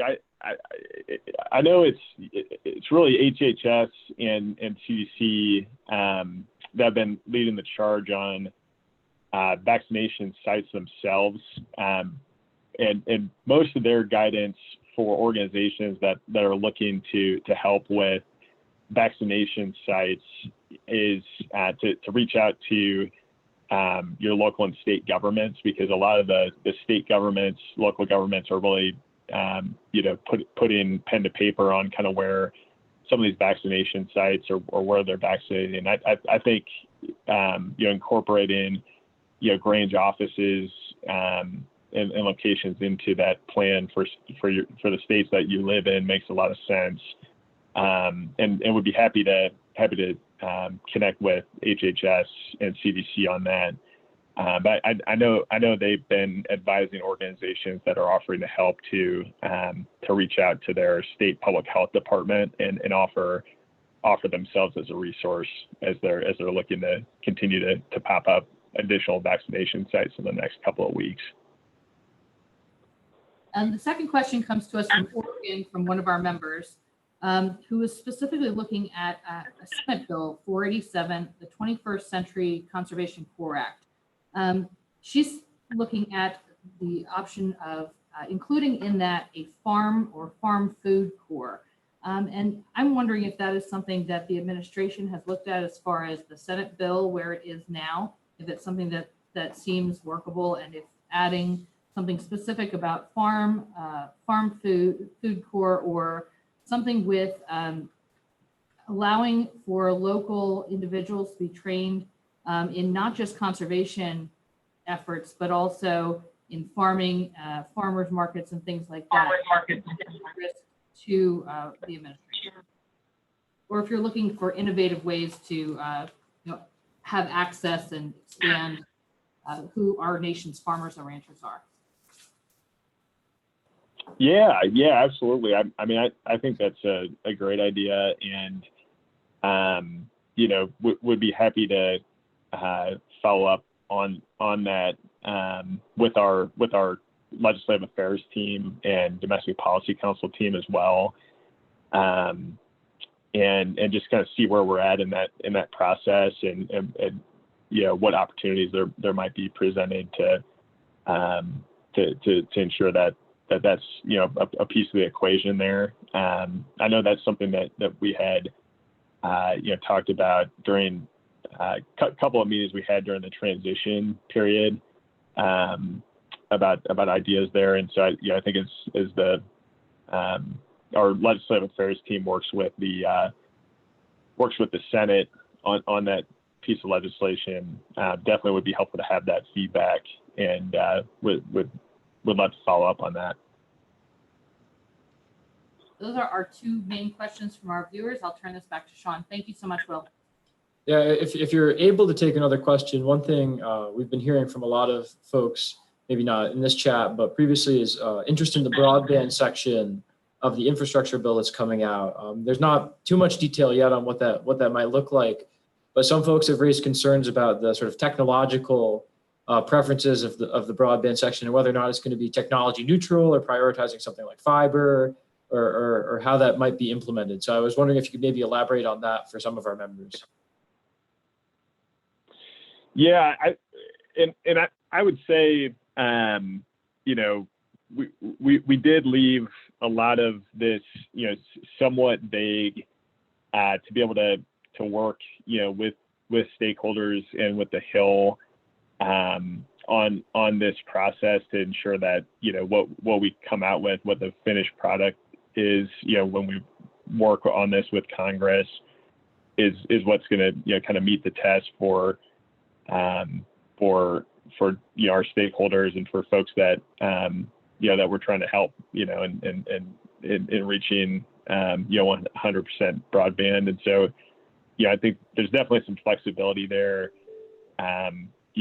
We're somewhat vague in some, obviously, calling out the goal, calling out the investment of $100 billion, as that's what we think is needed to achieve 100% broadband coverage in rural America. But I think still flexible, and somewhat vague, so that we can kind of work on some of the details on how this would be implemented with stakeholders and with Congress as they work on the bill as well. Thank you, and we certainly appreciate the interest from the administration. We have one more that's come up in the chat from our viewers, if you're able to take it. And this, Will, is a more fun one. You may or may not know, but do you know if the first family is going to have a vegetable garden at the White House, similar to what the Obamas had? Oh, good question. I don't know, but I can check in on that. Yes, thank you for that one, for the answer and the follow up. It's always good to see agriculture represented here in Washington. Yeah, we can walk the block over and help you out. And we'll send our bees over to collect their flower garden. Yeah. Vegetable garden. I'll let them know about the offer.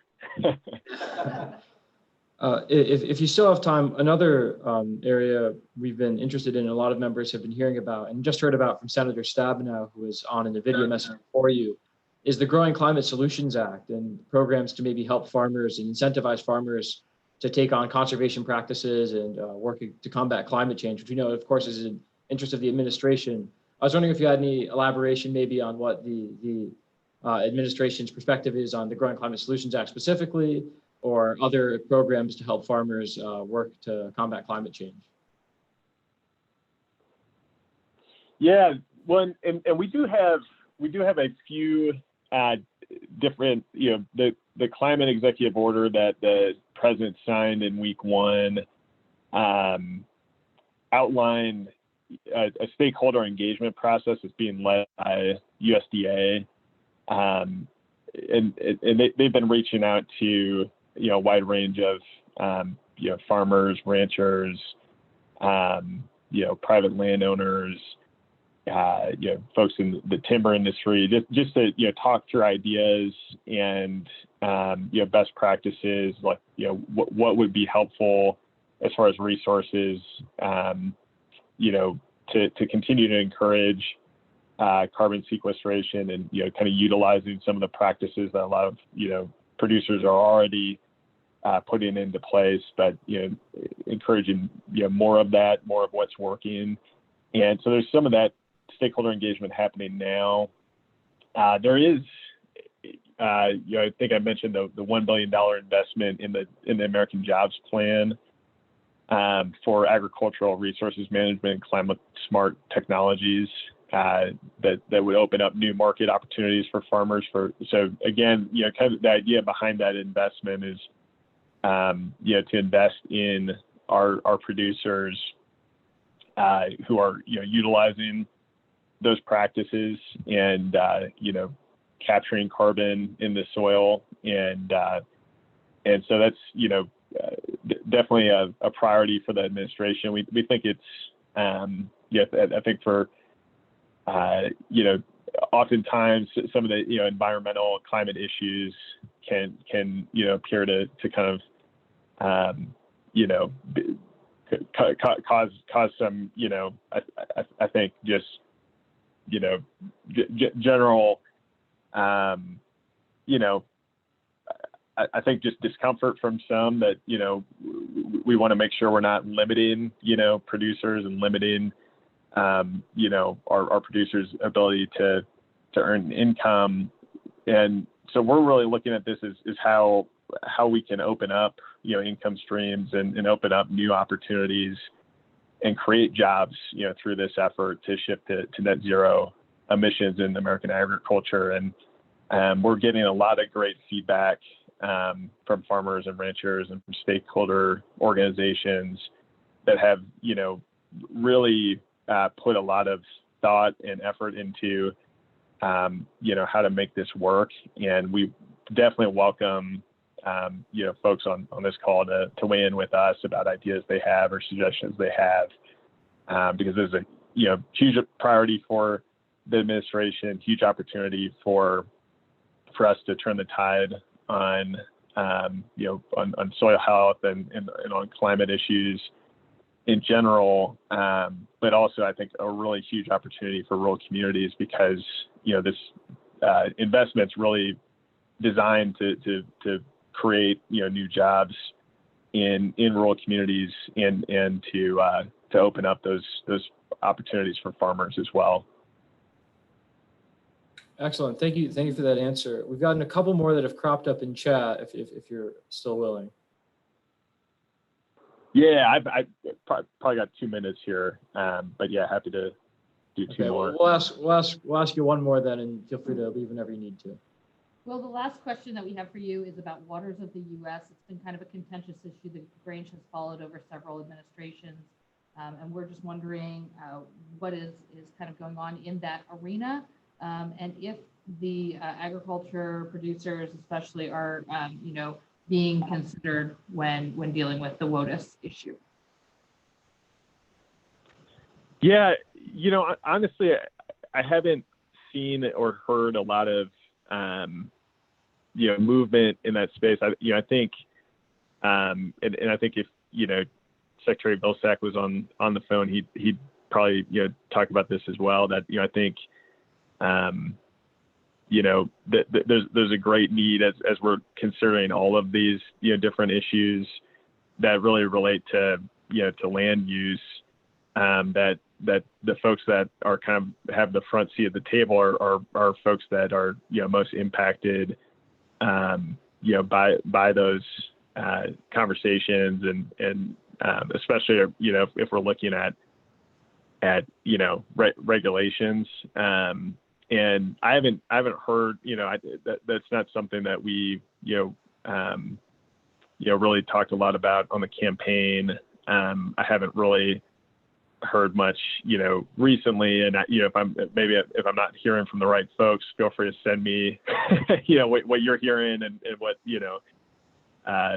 anything on what is that we should be aware of. But what I can say is that we're very committed to ensuring that any of these issues when it comes to land use that we're factoring in the thoughts and really I think not just the thoughts but the ideas that farmers and ranchers and landowners have for how to best manage the land in a way that's healthy and helps us on some of our climate goals as well, but also that can create sources of income for farmers as well. So that's a commitment that we made during the campaign. That's our commitment now is to ensure that there's kind of stakeholder engagement at every step of the way, and we certainly want to hear from folks about both concerns they have, but also ideas they have and suggestions they have for how we can achieve some of the goals that we've laid out. Well, thank you so much for joining us today and taking time out of your busy schedule to share about the Biden administration's perspective. And hopefully next year we'll be able to invite you to walk down the block and address our membership in person. But thank you. Yeah, I look forward to that. Thank you guys, and enjoy the rest of your flying. Thank you. Have a good one. He's on. Come on, he's here.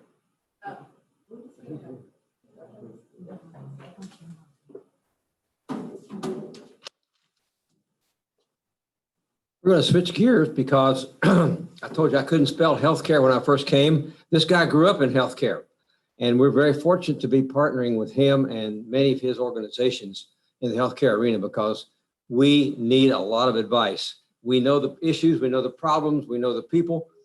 We just don't know the solutions. And by golly, the National Healthcare Council was created by and for patient organizations over 100 years ago, kind of like the Grange, by golly. It brings diverse organizations together to form a consensus and drive patient-centered policy. Patient-centered health policy is something that this town needs really bad. We are awash in political answers, in company answers, in regulation answers, in government answers.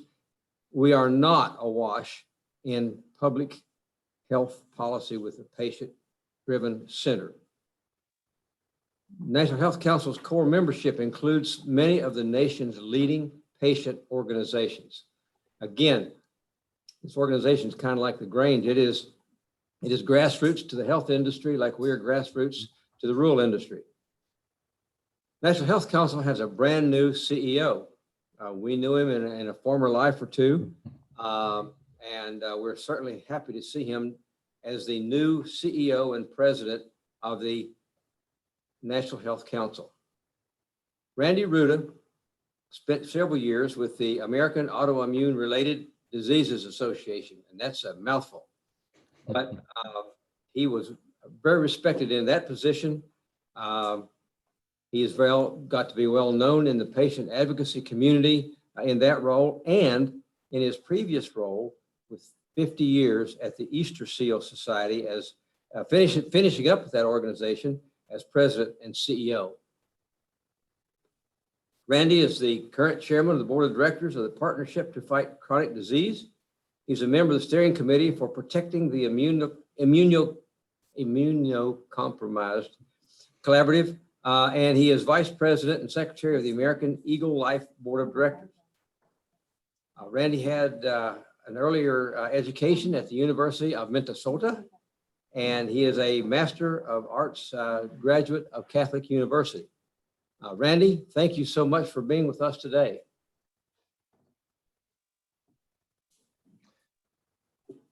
Thank you so much for that great introduction. And you're right, we do have a shared history organizationally and the causes that we absolutely support. So thank you so much for that, those kind words. I'm so glad my mother could register and tune in to hear you say that. But I'm the relatively new CEO of the National Health Council, about 2 months now. I've been associated with the National Health Council for my entire career, some 3 decades, I'm shocked to say.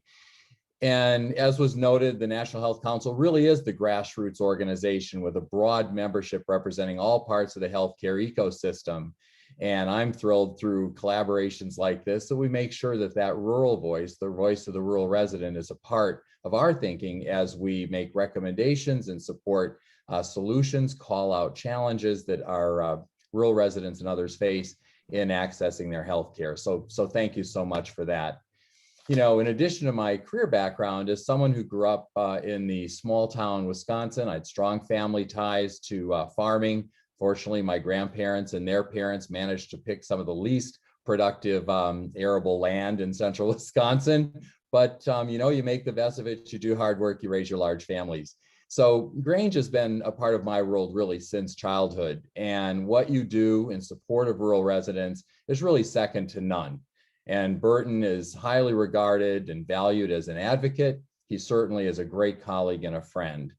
And during my long tenure at Easter Seals, and I was there for 35 years, the National Grange was instrumental in helping us found and expand the agribility program. So some of you may actually, as Grange members, participate in the agribility program.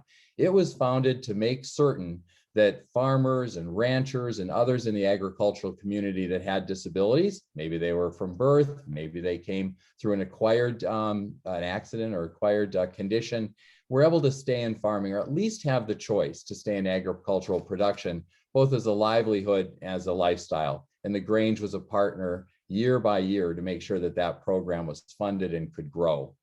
So I'm honored to join your slate of speakers, many of whom had touched on health issues in their presentations that affect rural America. So I'll share my perspective on these issues and how the work of the National Health Council can support your advocacy and our shared purpose.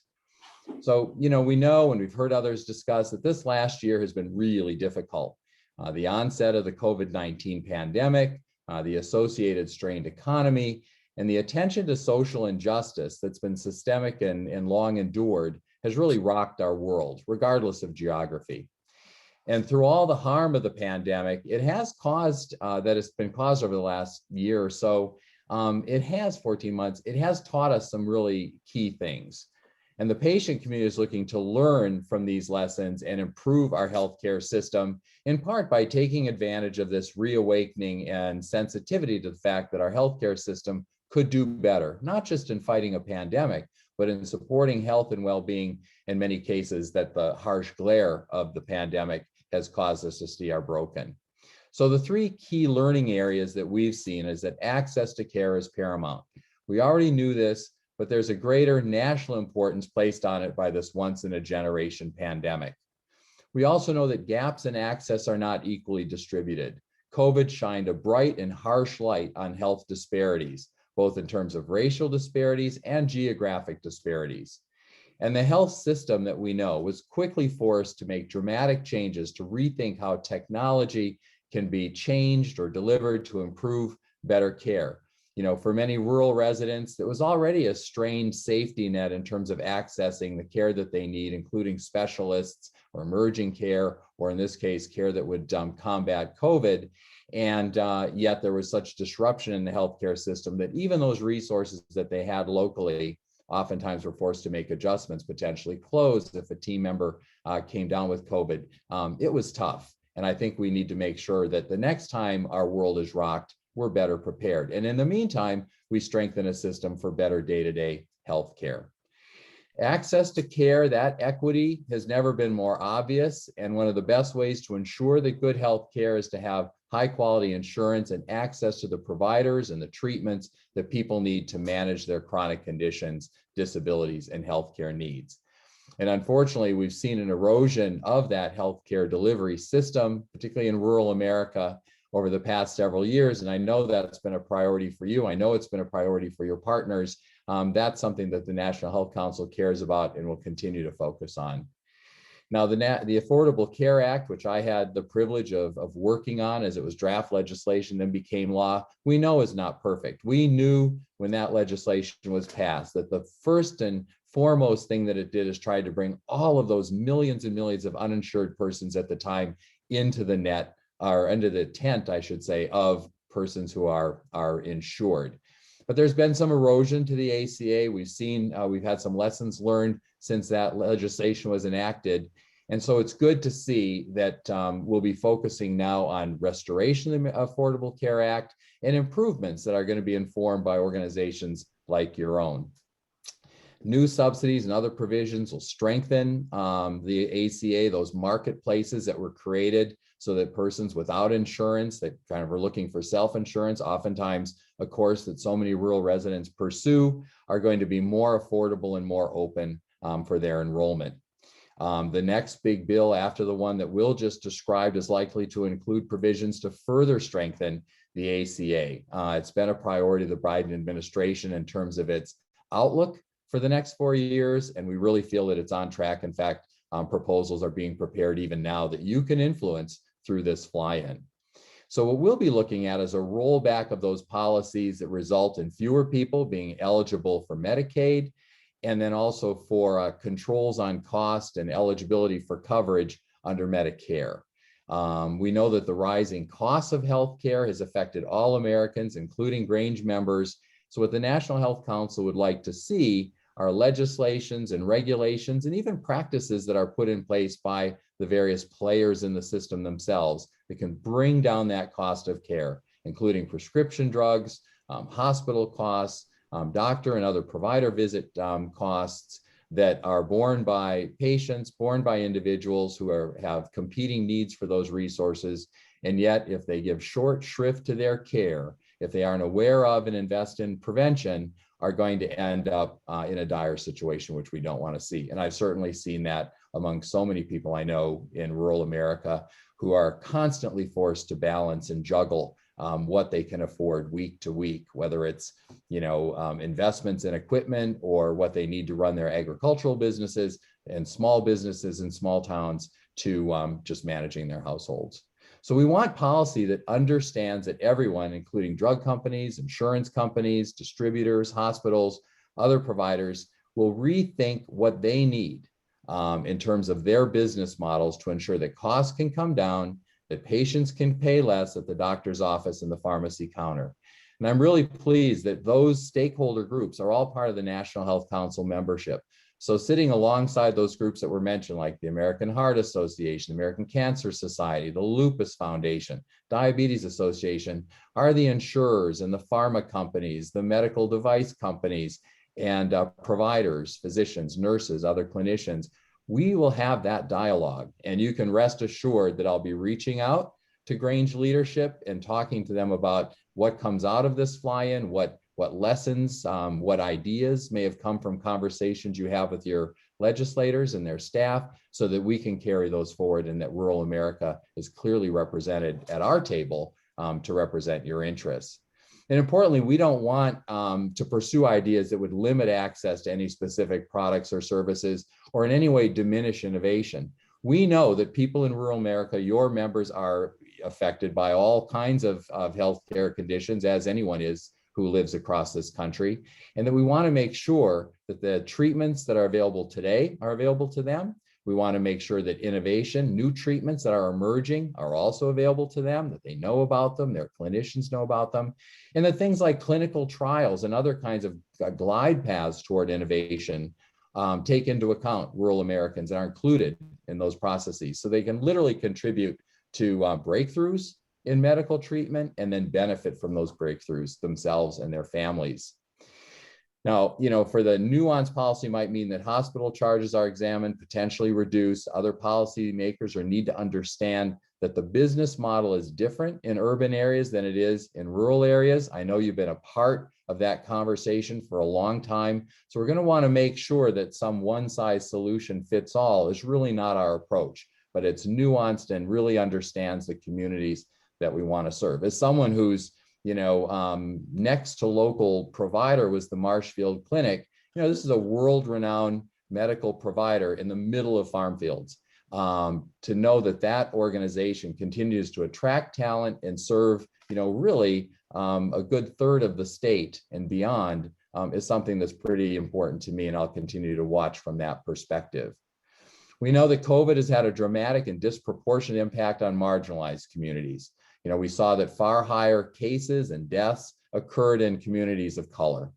And there's a number of factors for this: higher incidence of underlying health conditions, lack of access to health care, higher likelihood of being employed as an essential worker. And we know that the rural community had headline making challenges when it came to COVID, particularly around meatpacking plants and nursing homes. The rural community has to be understood in the context of anything we do to address the pandemic. And to my earlier point, we should learn from how we address COVID for long-term across the board improvements in healthcare generally.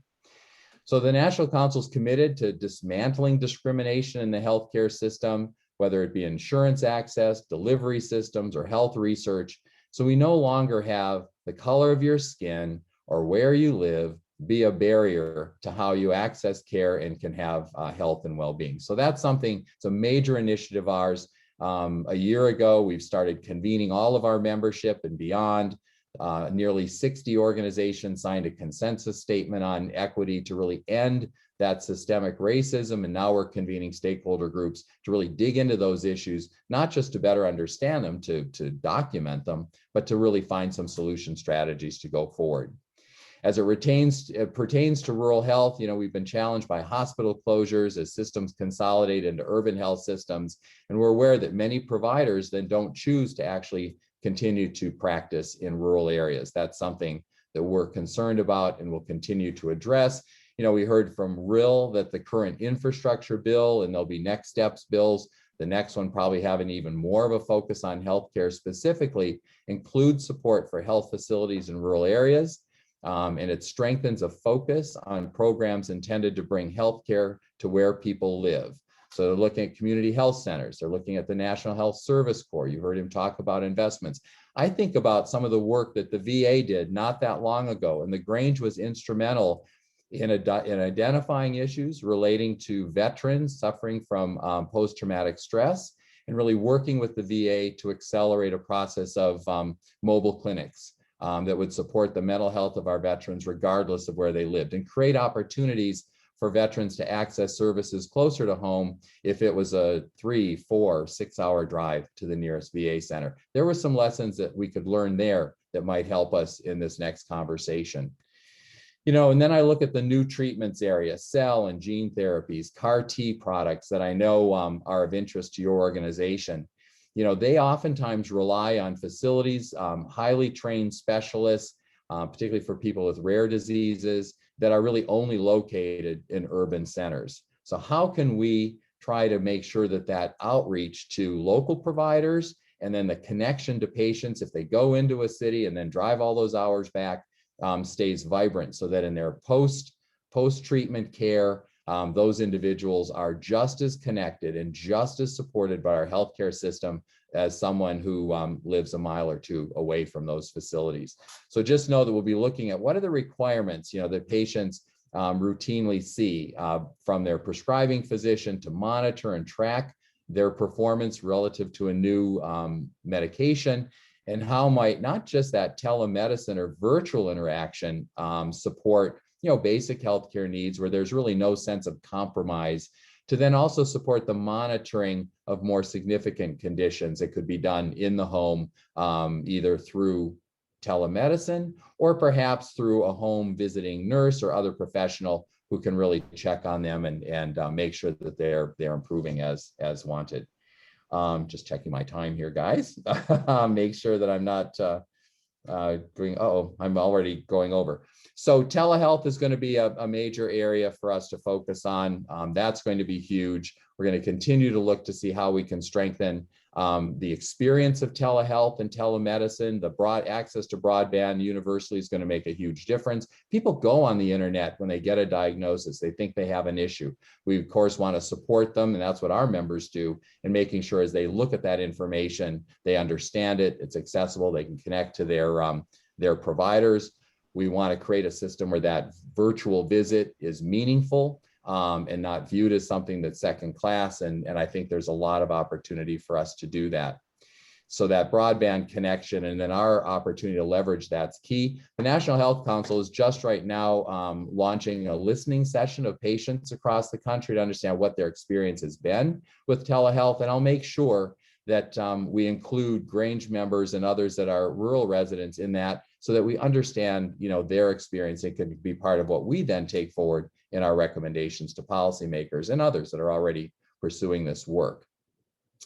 What else do I want to share with you? We heard from Will some of the other things that the Biden administration is doing. I'll just call out, their interest in COVID. That had to be number one, addressing the pandemic, making sure that there was a supply and the administration of vaccines. Some monies were allocated to NIH to study the effect of long COVID, those lingering effects of COVID. And I think that'll help us really understand what that means for those people. We're going to continue to look at the uninsured. You saw that, immediately changes were made to open up the enrollment in the marketplace and now supports to keep those premiums low. That's going to make a big difference to your membership, really all Americans. These are the things that we're really focusing on. And I would just say that I'll quickly close for you, but your membership, who's the people participating in this fly-in and the National Grains Organization supporting you, the local Grange infrastructure, really is unique. It's trusted, it's expert, and it is highly regarded in terms of access to legislators, access to groups like mine. So I really hope that this fly-in results in a lot of communication with your representatives in Washington and at the state capitals, because you are truly the expert when it comes to rural residents. And I would encourage you to definitely talk healthcare, because it is top of mind right now because of the pandemic. There will be vehicles and means for us to improve the experience for healthcare, prevention, treatment, and well-being. And you should absolutely be a respected part of that. You've got great partners. Consider the National Health Council an absolute ready partner. The groundwork for that was laid years and years ago with me. But the National Rural Health Association, the Rural Nurses Organization, these are trusted partners, and I know you're already working with them. So I'll stop there and just say thank you. Thank you for this opportunity to join you. There are a million and one other things I may want to share with you. And as the year goes on and as the Biden administration, really starts to implement its ideas around healthcare, we're seeing people being appointed that we've worked with before, we can trust, we know they're innovative. Let's make sure that the rural health agenda, with the Grange being a primary conduit for communicating that, is absolutely heard and present at every table where decisions are being made, including the National Health Council's conference table as well. So thank you. Have a great fly-in, and I really appreciate being part of your program today. Randy, that was quite a seminar on the overview of health issues in Washington, D.C. One of our interns from Baylor University is a pre-med student. So I'm going to suggest that she write this up and submit it as a project. This was great.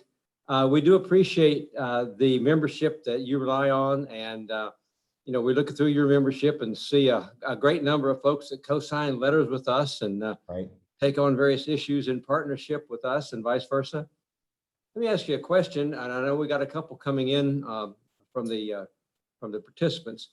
One of the most dogging things for me since I've been working at the Grange in the healthcare arena the last couple of years is drug pricing, prescription drug prices. Mm-hmm. There's a lot of solutions, but not many good ones. We can do price controls, we can do foreign pricing, we can do imported drugs. There's some inefficiencies in the system between the manufacturer and the patient. There's some issues maybe at the drug counter. I'm not asking you for the magic bullet, but how do we approach prescription drug prices when we can really get something done? Well, I think there's a number of ways we can do that. And we know that this administration and also this Congress is really committed to doing something. So I would think that we'll see both freestanding legislation as well as provisions, folded into these bigger bills around pricing and cost, in the next few months. And so for the Health Council, as we think about it, we definitely want to lower costs for patients. We want to do so in a way that respects value. What's the value of that treatment that we're paying for? And understanding that value, I think, is key, because it has to be a value set on the whole patient. What's important to the person and how they want to lead their lives, the way they lead their lives, their health conditions. So one thing I would just say is when we think about pricing, we think about costs, let's also think about value to the person, but then also value to the payer. And that's where you see consideration about which of these medicines at what price should we invest in. And that influences formularies, it influences access. But in terms of pricing, I think the administration definitely wants to bring prices down so that people, at the pharmacy counter, people in their general treatments, because a lot of these treatments are infusion or injection, really don't break the bank. You see a lot of pilot programs right now that some of the insurers have tried around insulin. And so for people with diabetes, and that's, a high prevalence disease, you're seeing the insurance companies themselves say, you know what, I don't care which of the different insulin manufacturers you turn to, we're not going to charge you more than $35 a month. So I think there's an example of something, wow, could we apply that thinking? What went into that thinking that was acceptable to the manufacturers and acceptable to the insurers, and certainly a good thing for patients? So I think we can look for some of those examples. You mentioned importation, that's something that's been, talked about, and some states have even tried to build that into their state health programs. I really see that more as a symptom. It's like, we're reaching outside, usually to Canada, to try to bring drugs in simply because if we can, they may be less expensive. But I really hope that we can fix our system so that everybody can afford the medicines that they need. The price that we pay is reasonable. There's been some conversation about looking to the prices that are paid by other governments internationally, particularly in Europe. And I think that's going to stay on the table as a possible solution. But to your earlier point, just borrowing the price from Germany may not really be appropriate for the United States, where the German healthcare system is so different. Europe tends to have less access or delayed access to the kind of medicines that our patients can enjoy, as soon as they're approved by the FDA, but they can't enjoy them or benefit from them if they're simply too expensive. So I think your question on price is really important. I think as you're communicating to your legislators, you should say that you're looking to see that issue addressed. But for your members, price to the overall system, cost to the overall system, of course you care about. You have been so responsible in making your policy recommendations to understand how does that affect the overall system, addressing the inefficiencies that you mentioned, which most people will say is as much as 30% of any system you look at in healthcare. Boy, if we could really start there, then some of the affordability that we have at the individual or systems level could be better. So count on there being questions to you as you talk to your legislators about healthcare, about what you might recommend in terms of pricing. And I think, though, you should talk about it in terms of affordability. What's affordable to the average American? What's affordable to the rural family? And then the pricing piece is something that should accommodate that. We have one from a participant that we'll take. So it's actually two, and I'm going to kind of dovetail them together because it makes sense to me that you can answer both in the same vein. The COVID pandemic obviously has shown us the importance of telehealth services for those in rural America. But we know that there's issues like, for example, an out-of-state provider can't practice in a state that she or he is not registered in. How can we move forward? What options do we have to make sure that telehealth services can expand in the future? And what are some of those barriers? And then in addition, how do we make sure that it's not just telehealth, but also our rural hospitals that remain funded and open for business? I think the best way for us to do that is to just continue to make that a priority as we talk to those decision makers. So that's the easy answer. Of course, if they say, oh, well, then what's your idea? How do we fix that? It gets a little more complicated. But I think in the area of licensing across state lines, that is absolutely an issue that has to be addressed. And it can be addressed at the state level. If you live in a state where a lot of people travel across a state line. Of course, I lived in Wisconsin after my local providers said, you know, we think you need to see a different level of specialist. We would go to the Mayo Clinic. Well, then there you're going across a state border. And so for telehealth then to stay connected to those individuals that go home, that's a problem. So I think you're seeing all of our healthcare talk more and more about systems. We need to simply say, as part of that, you've got to address this licensing issue. And then you're right, it should go beyond just the telehealth. You know, we want people to be as healthy as possible. And a lot of people just can't travel distances on their own. It's either not safe, it's not practical for business and family reasons. So it's things like strengthening home health, strengthening the extension of outpatient services that can reach those patients through rural health providers, people they know. That's going to be really key. So I think what we need to do is point to those models that exist, and they are out there. I think a lot of our rural providers, the National Rural Health Association has a whole slate of examples that they can use. And I know, you know, that you work closely with them. Ask them to fuel for you some of those examples that they've been leading with on things like telemedicine and state licensure, on things like the extension of services into the home or through a rural provider that are going to eliminate some of those barriers. And then don't let levels of regulation and bureaucracy stand between that patient, the healthcare that they need, and providers that are willing and ready to serve them. We are going to have to invest differently in rural healthcare than we do in urban settings. And we've been saying that for a long time. I think now with COVID is the opportunity to really jump on board that. Great. One more, and then we'll let you go and come back in a few weeks and maybe see you personally and ask for more advice.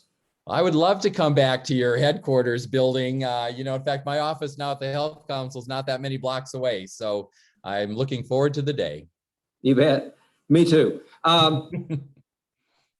With the hesitancy in many parts of rural America about receiving COVID vaccination, not necessarily among the Grangers. One of our earlier surveys showed that Grangers were basically ahead of the pack in the early days of the vaccination in their acceptability of getting it as soon as they can.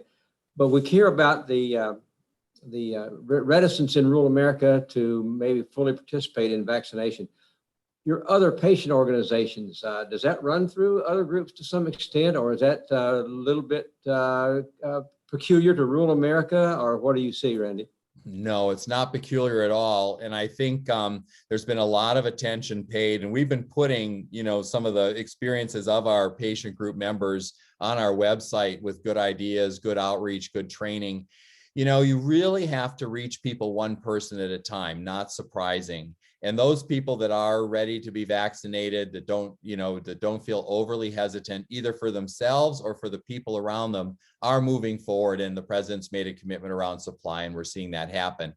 But for people that are still hesitant, you really have to kind of meet them where they are and have a conversation. I've heard Dr. Fauci say that, Dr. Jha and others.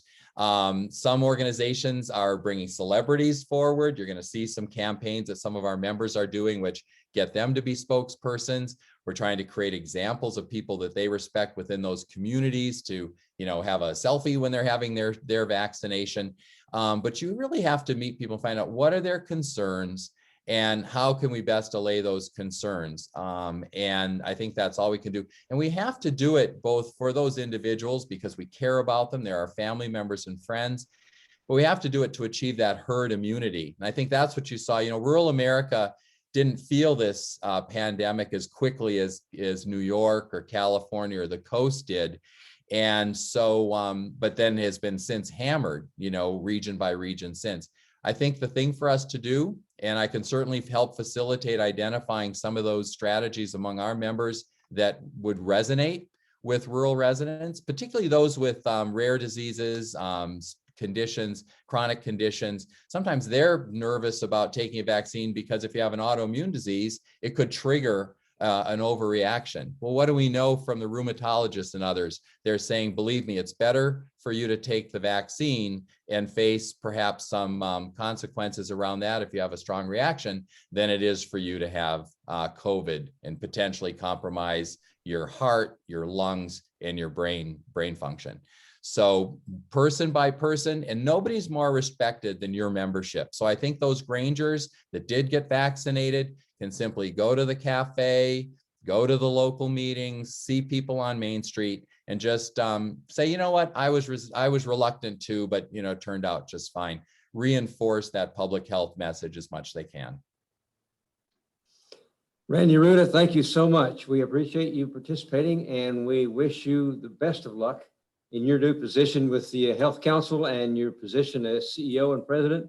And let us know what we can do to help you. And we're looking forward to see you as soon as we open up here a little bit. That'll be great. Count me in as a partner. You guys are just so respected. You're the best in my book. So thank you so much. Thank you. We are so on time. This is not like a Grange meeting, is it? We haven't taken a snack break yet. Oh, is this the Grange? We're on time. Oh, I have to, I didn't grow up a Grange member, so I have to dig into my Grange friends every now and then. Our next speaker, unfortunately, has a family emergency back in Iowa and could not be with us today. Our thoughts and prayers are with Paul Rock as he takes care of some family emergency there in Iowa. Fortunately, a colleague has stepped right in. Mike Saperstein is the Vice President, Strategic Initiatives and Partnerships at US Telecom, the Broadband Association. And we look at the Broadband Association, US Telecom, as a partner to give us the 50,000-foot view of what's going on in the telecommunications, specifically broadband arena.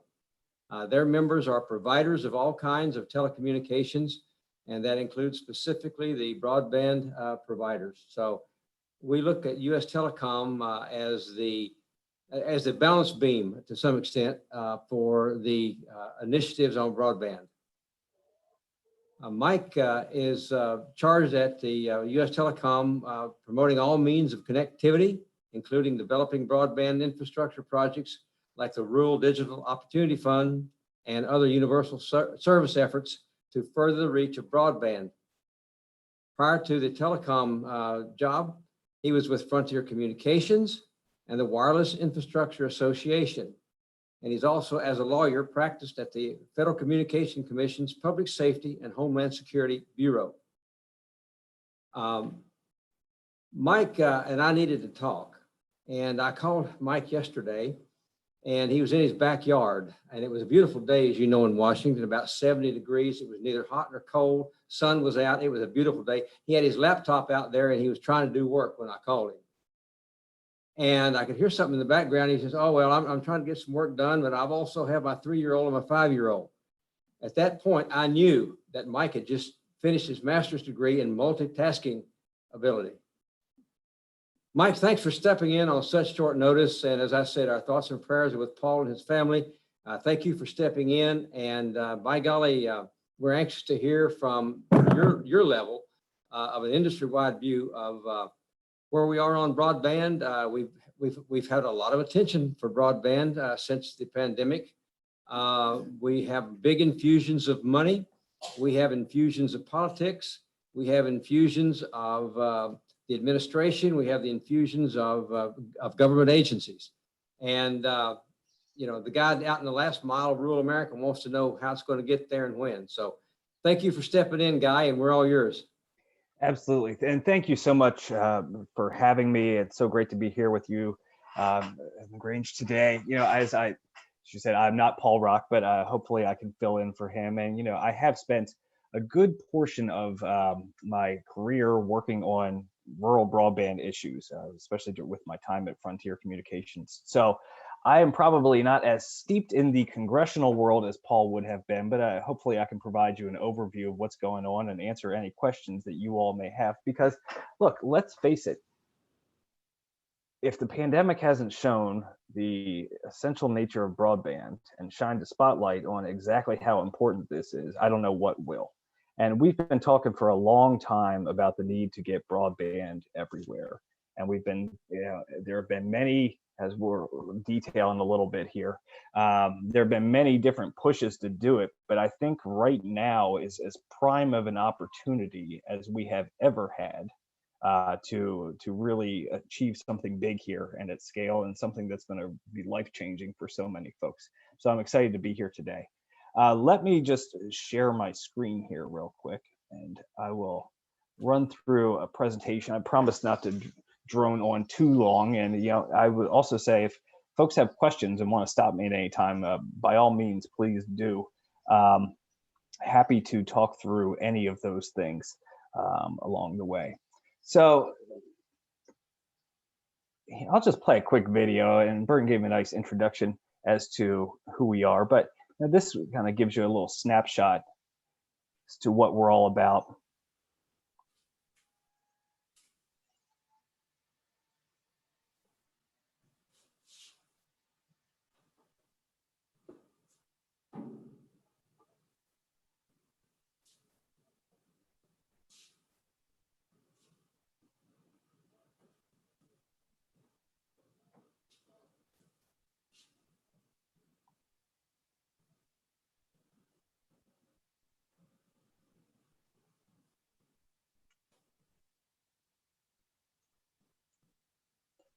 And I have to say that that was Paul's idea to use a video there. That was way more high tech than I've ever done in a PowerPoint. So I hope that came across okay.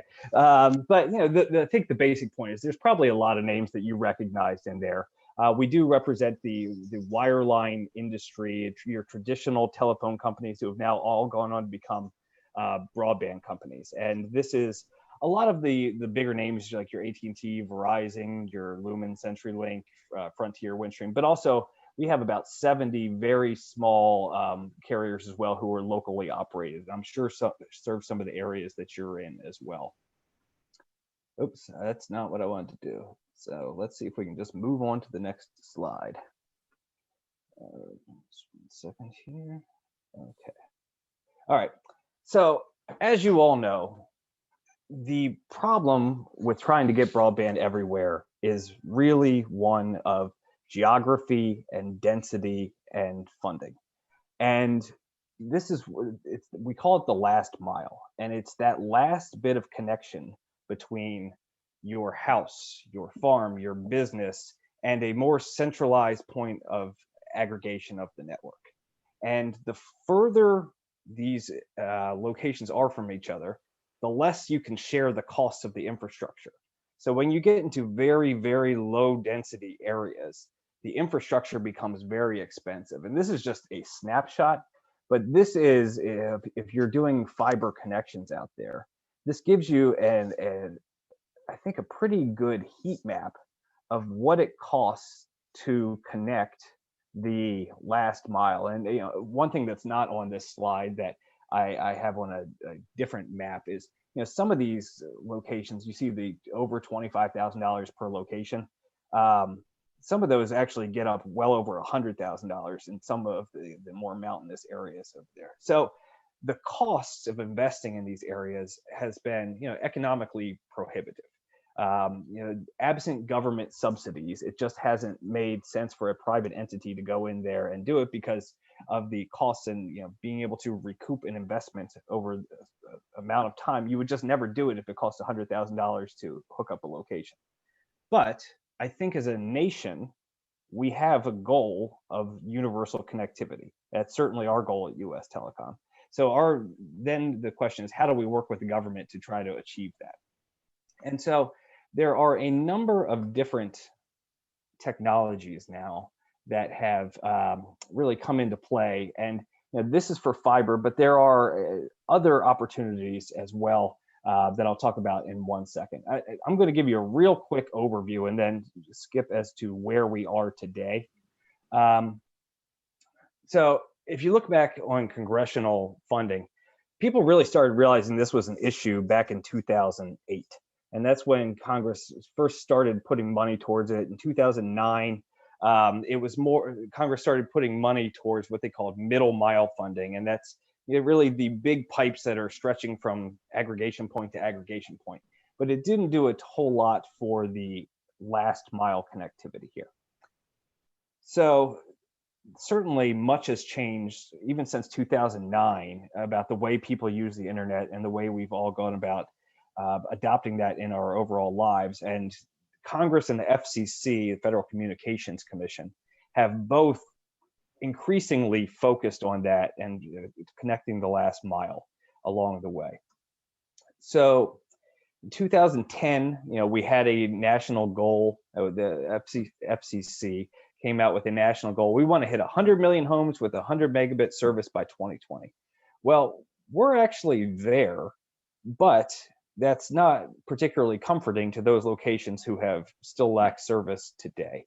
And so we'll start to get into why that may be.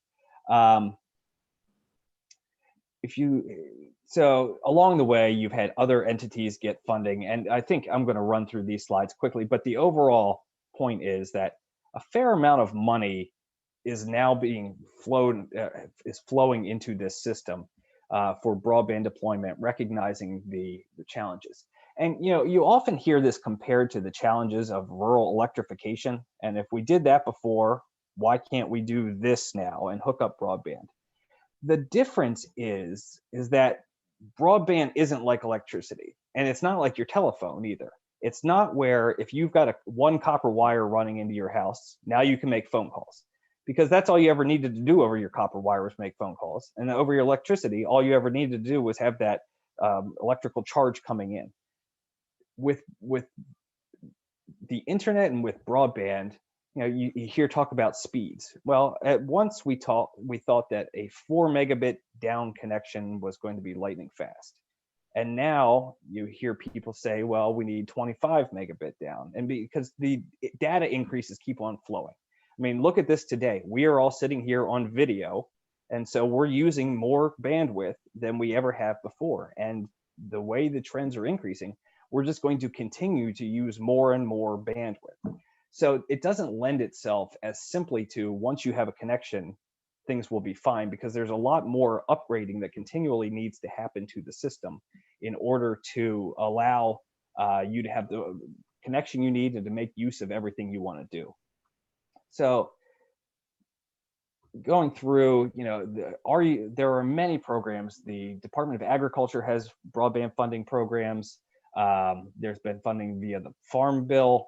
The Federal Communications Commission has been one of the largest sources of broadband funding. And they have most recently committed $9 billion last year to putting broadband infrastructure in unserved areas. And some of this gets a little tricky because you're trying to figure out, well, who has service and who doesn't. And to date, there has been no good broadband map as to, do I have service? Don't I? And the way they've done this and tried to do rough justice for it is they've measured everything on a census block basis. So if one location in the census block has broadband, then everybody in that census block is considered to have broadband. Well, it's pretty cold comfort to know that your neighbor, especially in large rural blocks, has a connection while you sit with nothing, but yet you're counted as served because they have a connection. So we at US Telecom, we've been on we're probably entering year 2 or 3 of this mission to change that and actually get pinpoint location by location information on who has broadband service, who doesn't, and at what speeds. And that's really necessary if we're going to have all of this money coming in to target where to build broadband. Well, don't we need to know where to put it? And so that's our real goal right now. And Congress has actually agreed with us. They passed a law saying that the FCC has to come up with this broadband map, and it'll be an integral part of any funding moving forward.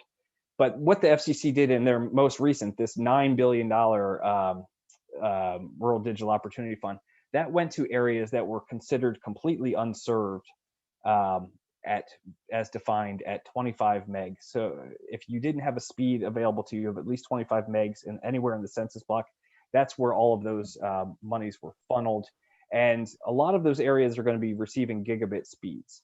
So that brings us to today. Well, actually, there's even still more money that's been out there. And part of it was going to develop the broadband maps. So there's additional money. And one of the big things we've heard is about student connectivity. There's been money out there for connecting students, particularly during the pandemic.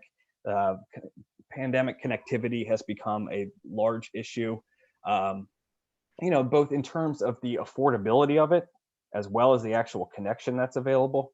There are some people who just, the broadband payment is out of reach, and Congress recently put out $3.2 billion that's going to allow people of certain incomes to have up to $50 per month relieved from their broadband bill. So that's being worked out now. Right now, there is a ton of potential money out there in the infrastructure package that President Biden recently announced. It's up to $100 billion of broadband. And look, I know that there is a large need, and there's a large need, particularly in rural America with precision agriculture and other things, to get the large pipes out there to do everything that you all want to do. And I should also say that we at US Telecom represent the wireline side of the business, but you hear about 5G and really any kind of mobile wireless service. If you've got, your Verizon, AT&T, T-Mobile, any kind of wireless service like that depends upon this fiber being in your area, because the wireless link on that is really short. And then it just goes immediately back into the ground to a fiber network. So one of our core focuses is getting fiber as far out into rural America as possible. And so that's what we're going to be working on now. I mean, I will tell you what we are not interested in seeing is seeing the government spend money to have a government-owned overbuilding where private funding has already put a network. We don't think that's a good use of government funding.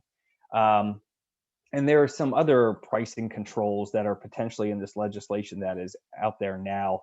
And we haven't seen the need for that in particular, because actually our research has shown that the prices of broadband have actually decreased significantly over the past 5 years. You can see here, it's actually gone down about 37% or 20% compared to everything else that's gone up over the past 5 years. So the prices and your value for your service has been going down, but we understand it's still not accessible for everyone, still not affordable for everyone.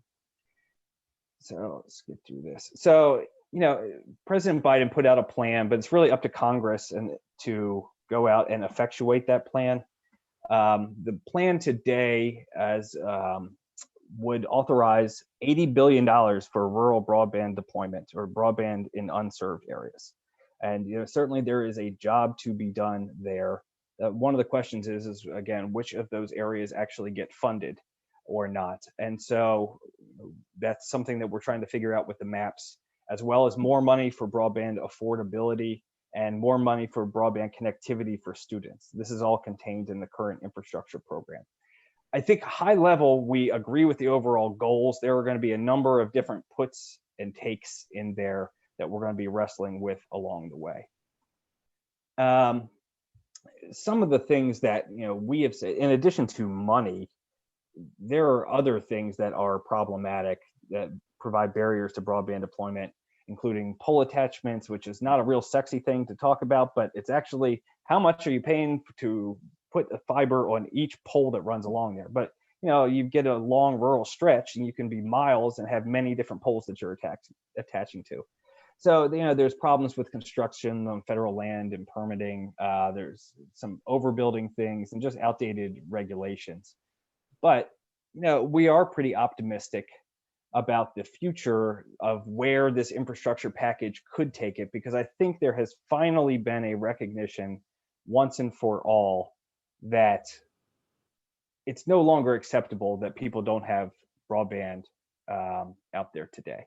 And so one of the things I do want to mention is that there are a number of last mile solutions that could be applicable. Fiber is probably, they consider that a future-proof one, but it's also the most expensive one. And depending upon your location, some other areas out there, fixed wireless can offer up to a gigabit of service. There are some other technologies, and even some of the satellite technologies are even getting, particularly with the SpaceX, are getting much better than they were previously. So as technology has increased and developed, those last mile solutions have increased as well. And so there's more available out there now to run your broadband needs. So I guess with that, I will wrap up. I see a question here. What is an anchor organization listed in the current congressional bill? Anchor organizations are typically libraries or schools or community centers, things like that. There's a whole program that funds connectivity to anchor institutions currently. So not to say that there aren't upgrades available for them, but there is currently money out there for those programs right now. So any other questions I can answer for you all?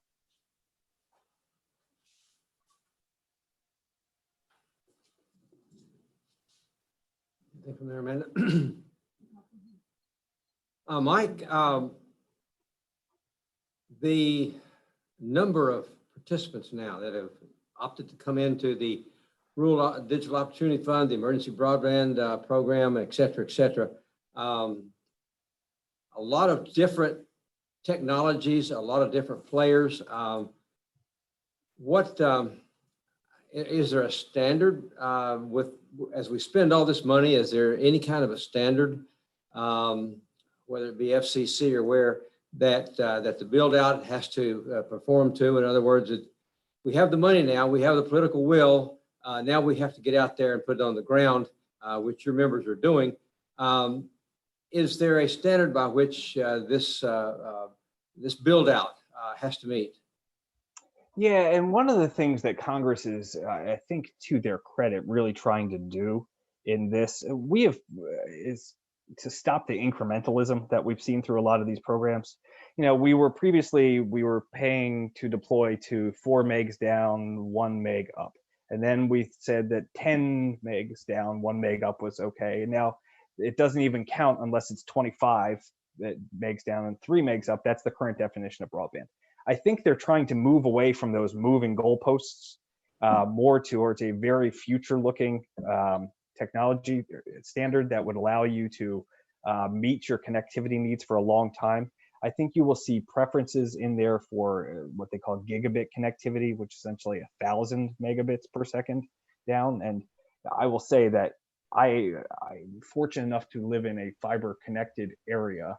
And I've got, as you mentioned, I've got a virtual first grader sitting over there. So he's using things. I've got my wife upstairs who's undoubtedly on a Zoom call as well. And God only knows what my 3-year-old is doing. But we're using a lot of bandwidth in this house. We're not using anywhere close to 1,000 megabits per second right now. So to the extent that we're building out to those standards now, I think that tends to be a good thing, just so we don't have to come back and spend more money to redo that later. And I don't know that everywhere is going to be able to get that just because of those last mile connectivity issues that we discussed. And when you get into those really, really remote areas, the expenses associated with it. But even if you had a 100 megabit connection, that certainly is more than enough to run your life as it exists right now.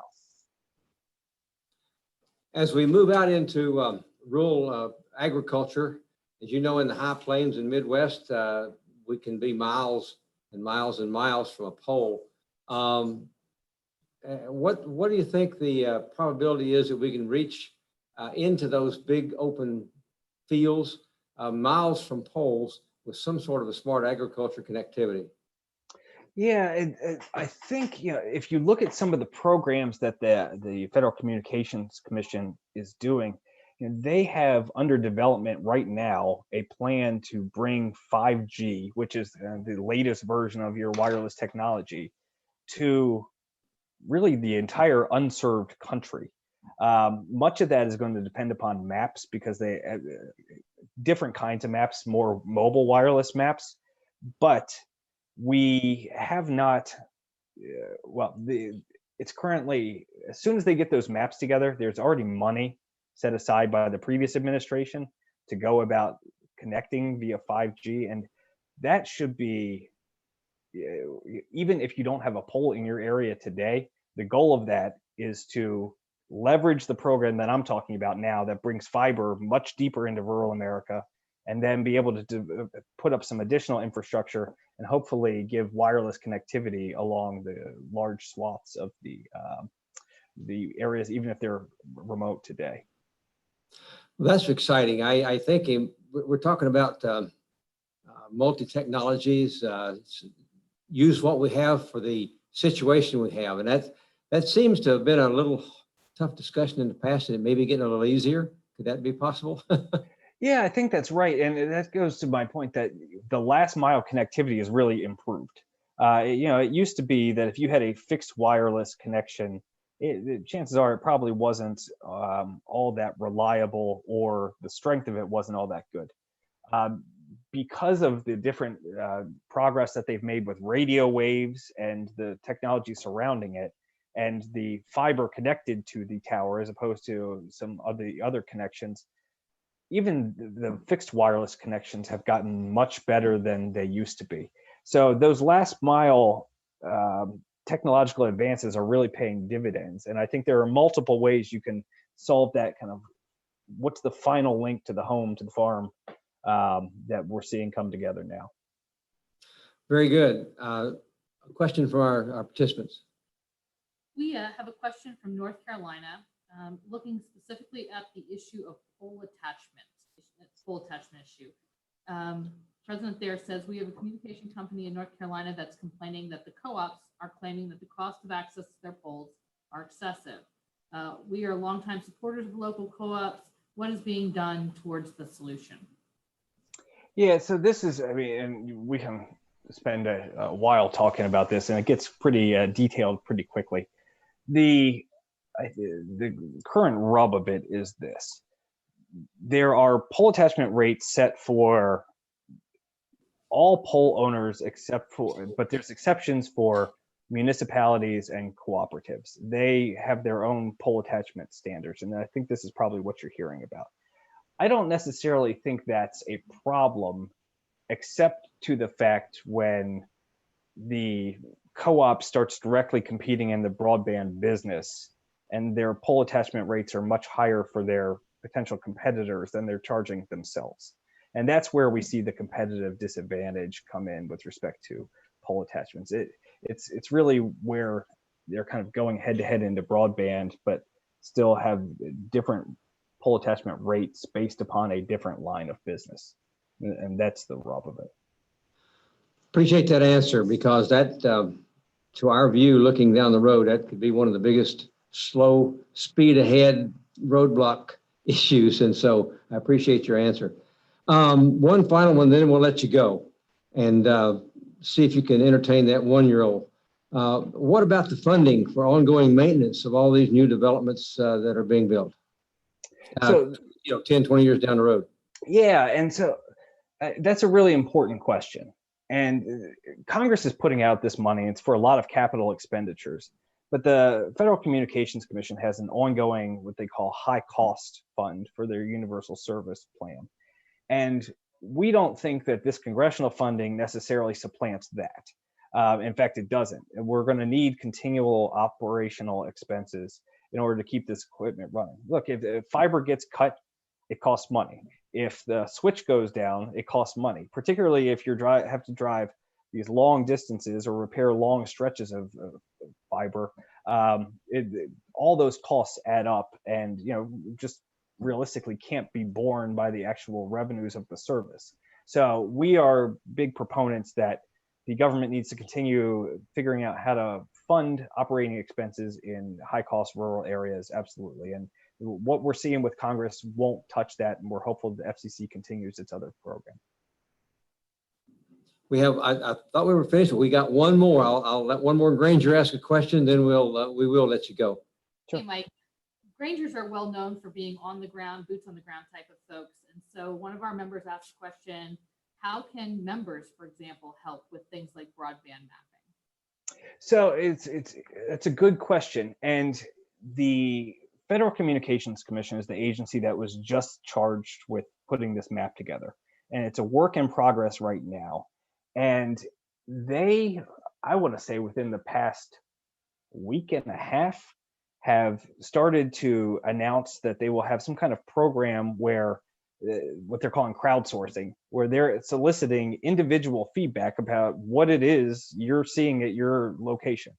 And I don't know that they have fully developed what that means yet, but it's worth going out to the fcc.gov and poking around on there. And broadband mapping is a prominent topic on that website, but they are going to be looking for your boots on the ground information as to what the service is. And look, I wouldn't want anybody to be left behind because it got reported incorrectly. So I think that's an important thing for you all to keep an eye on.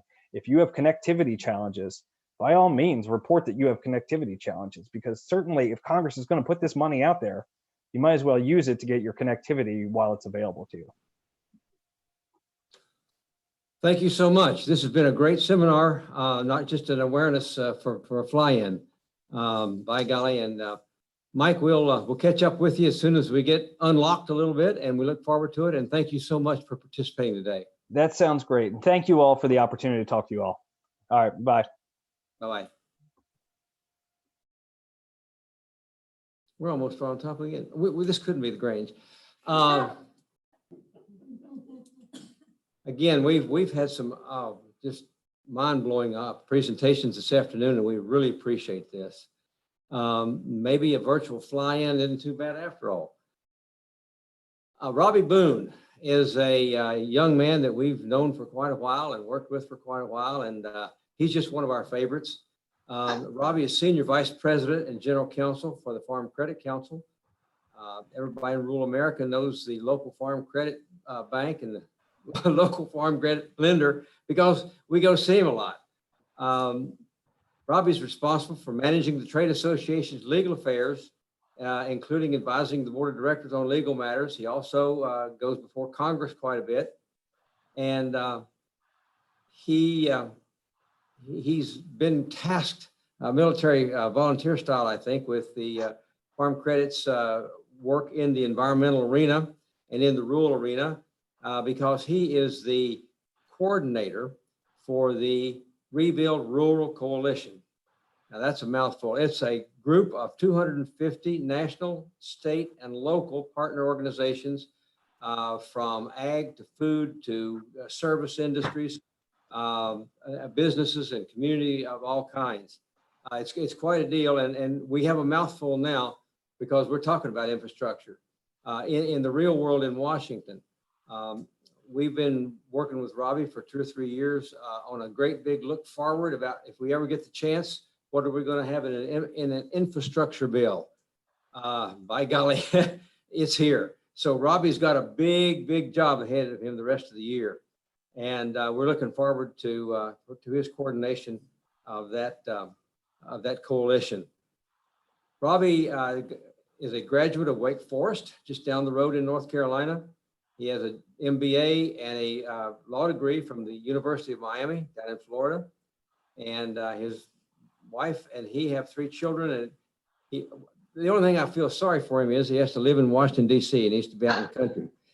Robbie, and Robbie's agreed when he ends this presentation on the big, broad efforts of rebuild rural and infrastructure, that getting back to his basic grassroots job, farm credit and farmer income, he's going to give us a snapshot picture of what they see for farm income at the Farm Credit Council. Robbie, thank you for being with us. Yeah, yes, sir, Burton. Thank you all, National Grange. Can you all hear me okay?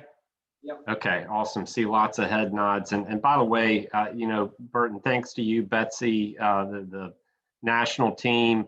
I had a chance to watch some of the program today. And let me just tell you, folks, it is not, having been on the other side of this, trying to do a virtual conference, there's just so many things that can go wrong at any given time. And it's just been a pleasure to watch some of your speakers this afternoon, and kudos for things working out so well, and for you all, frankly, hanging in there, because the proverbial Zoom fatigue is just hard for everyone. And batting cleanup this afternoon, I'll try to give you a few more thoughts to maybe conclude your day, particularly if you're on the Eastern time like we are in Washington. But a big thanks to you and to National Grange. And let me just say too, before I share my screen, because I do have a bit of a slide deck to run through on infrastructure, and then a few comments related to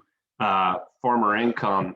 There are not too many groups where, you know, the farm credit person says, hey, you know, we've been around a century serving rural communities in agriculture, where you can say to or a group can say, well, nice of you to join us, because, you know, National Grange, as far as I understand anyway, is the original farm lobby, and you all were around a lot longer before farm credit. So thanks for all that you all do serving rural communities. I saw someone raise a hand from North Carolina. I'm originally from Clinton, Eastern North Carolina, so I don't know where you may be from, but it was nice to see North Carolina, home state, represented. All right, with that, I'm going to do my best here to share my screen, and y'all can let me know if you don't. Hopefully you can see. Let's see here.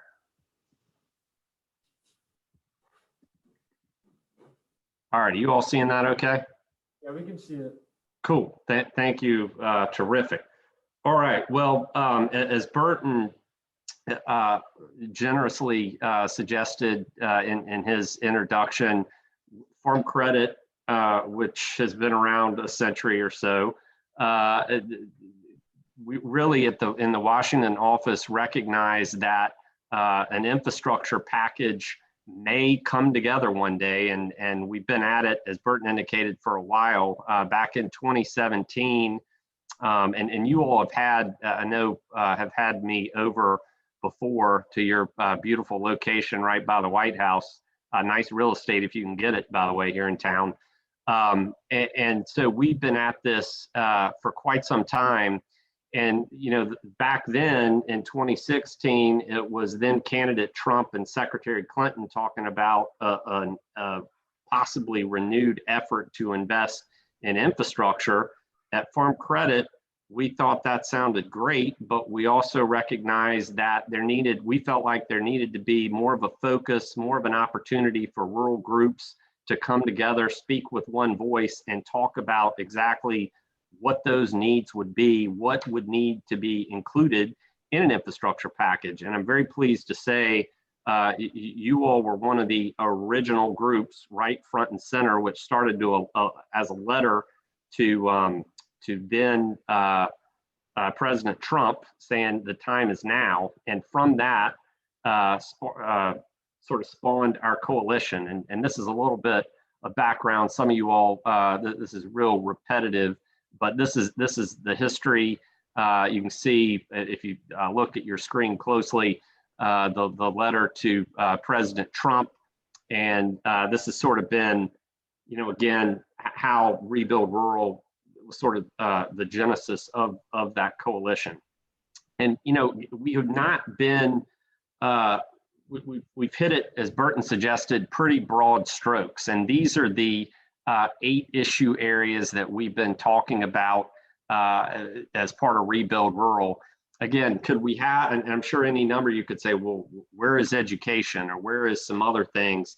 I mean, you know, we've never said it's perfect, this list, but we feel like these general areas, and certainly indicative of some of the program and speakers I've had the pleasure to listen to earlier today, certainly it seems like these areas have been priorities for you all.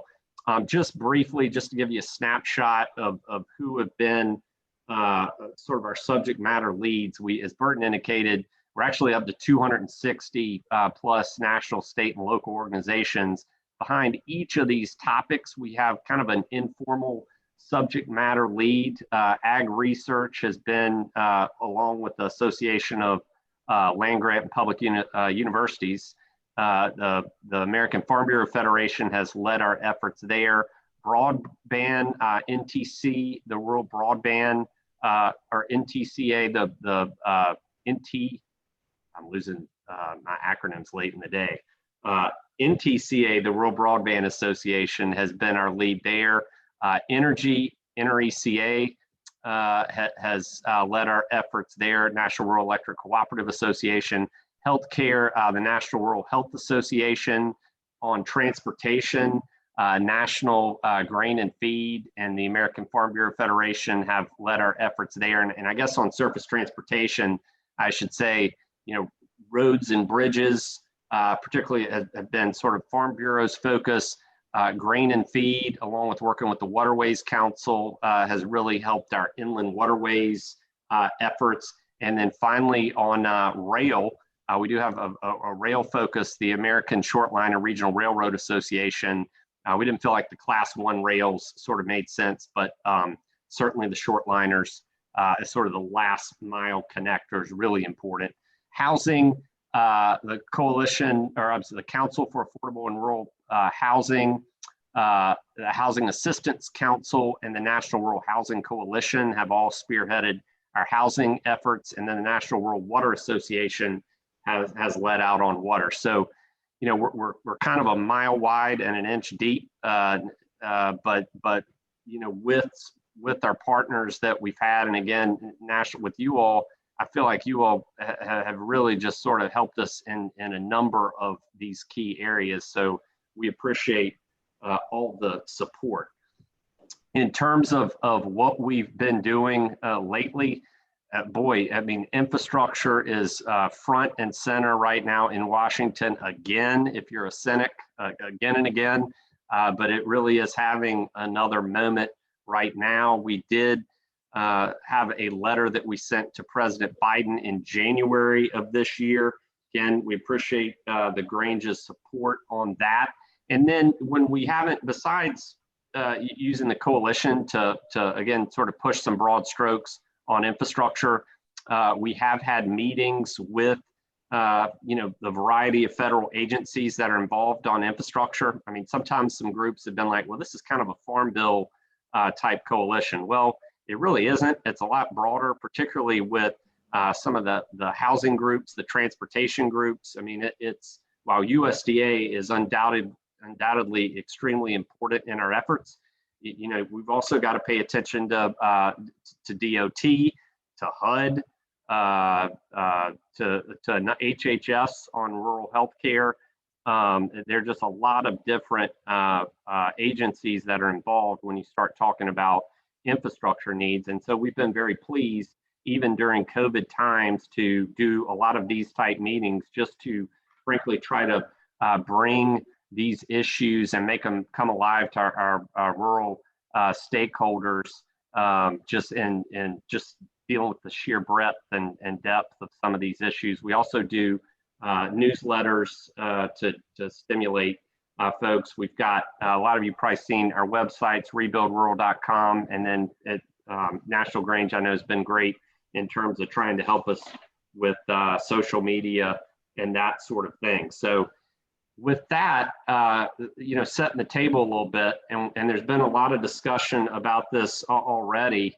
But last week was probably many of you saw the president was in Pittsburgh talking about infrastructure on the heels of another big COVID package. Popularity is pretty high, whether or not this president is your flavor or not. But I think certainly there's a viewpoint that if you're going to go big and try to do something bold, and literally right before coming on with you all, there was a headline about the president suggesting we need to go bold on infrastructure, which is code for he knows that there's some pushback on some of the other things that are in the bill, not the least of which is pay for. But this is a little bit of some of the flavor in terms of we're looking at a $2 trillion package over 8 years. Some folks would say a little bit of gimmickry to get it paid for over that amount of time. There's been a lot of ink that's been spilled in terms of tax increases, corporate tax rates going up. Again, that's going to be an important component in all this, whether you like it or not.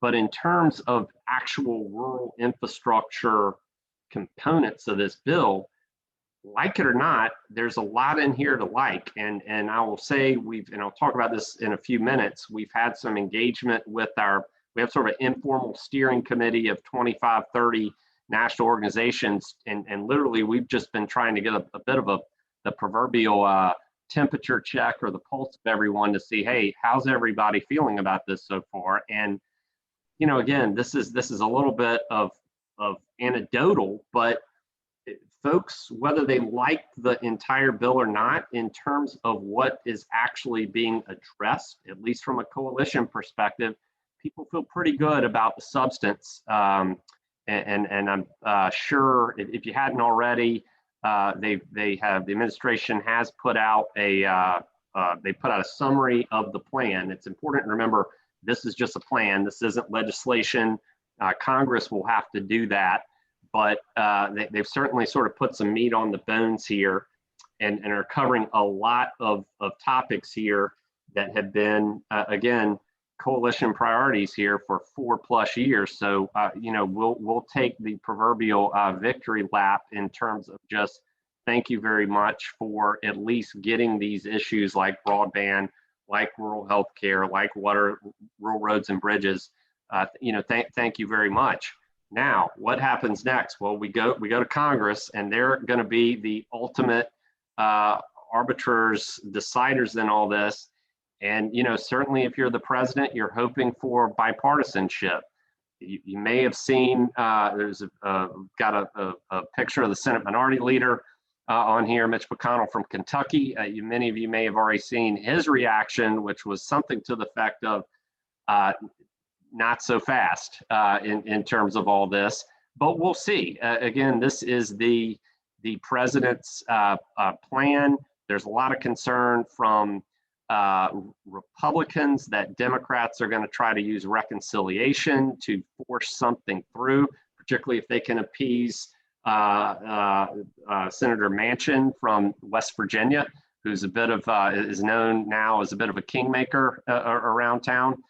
So there's lots of interesting things, not to mention climate change and some other issues that I know have gotten some consideration today. So a lot in the mix, along with, by the way, even if you're not a huge fan of a giant infrastructure bill, there are some, like the Farm Bill has the benefit of a bill being reauthorized every 5 or 6 years. There is a surface transportation bill that Congress is due to act on by September. So you've got a little bit of a moving vehicle, if you will, a legislative vehicle in Washington parlance in terms of trying to get something done. So much more to come on this front.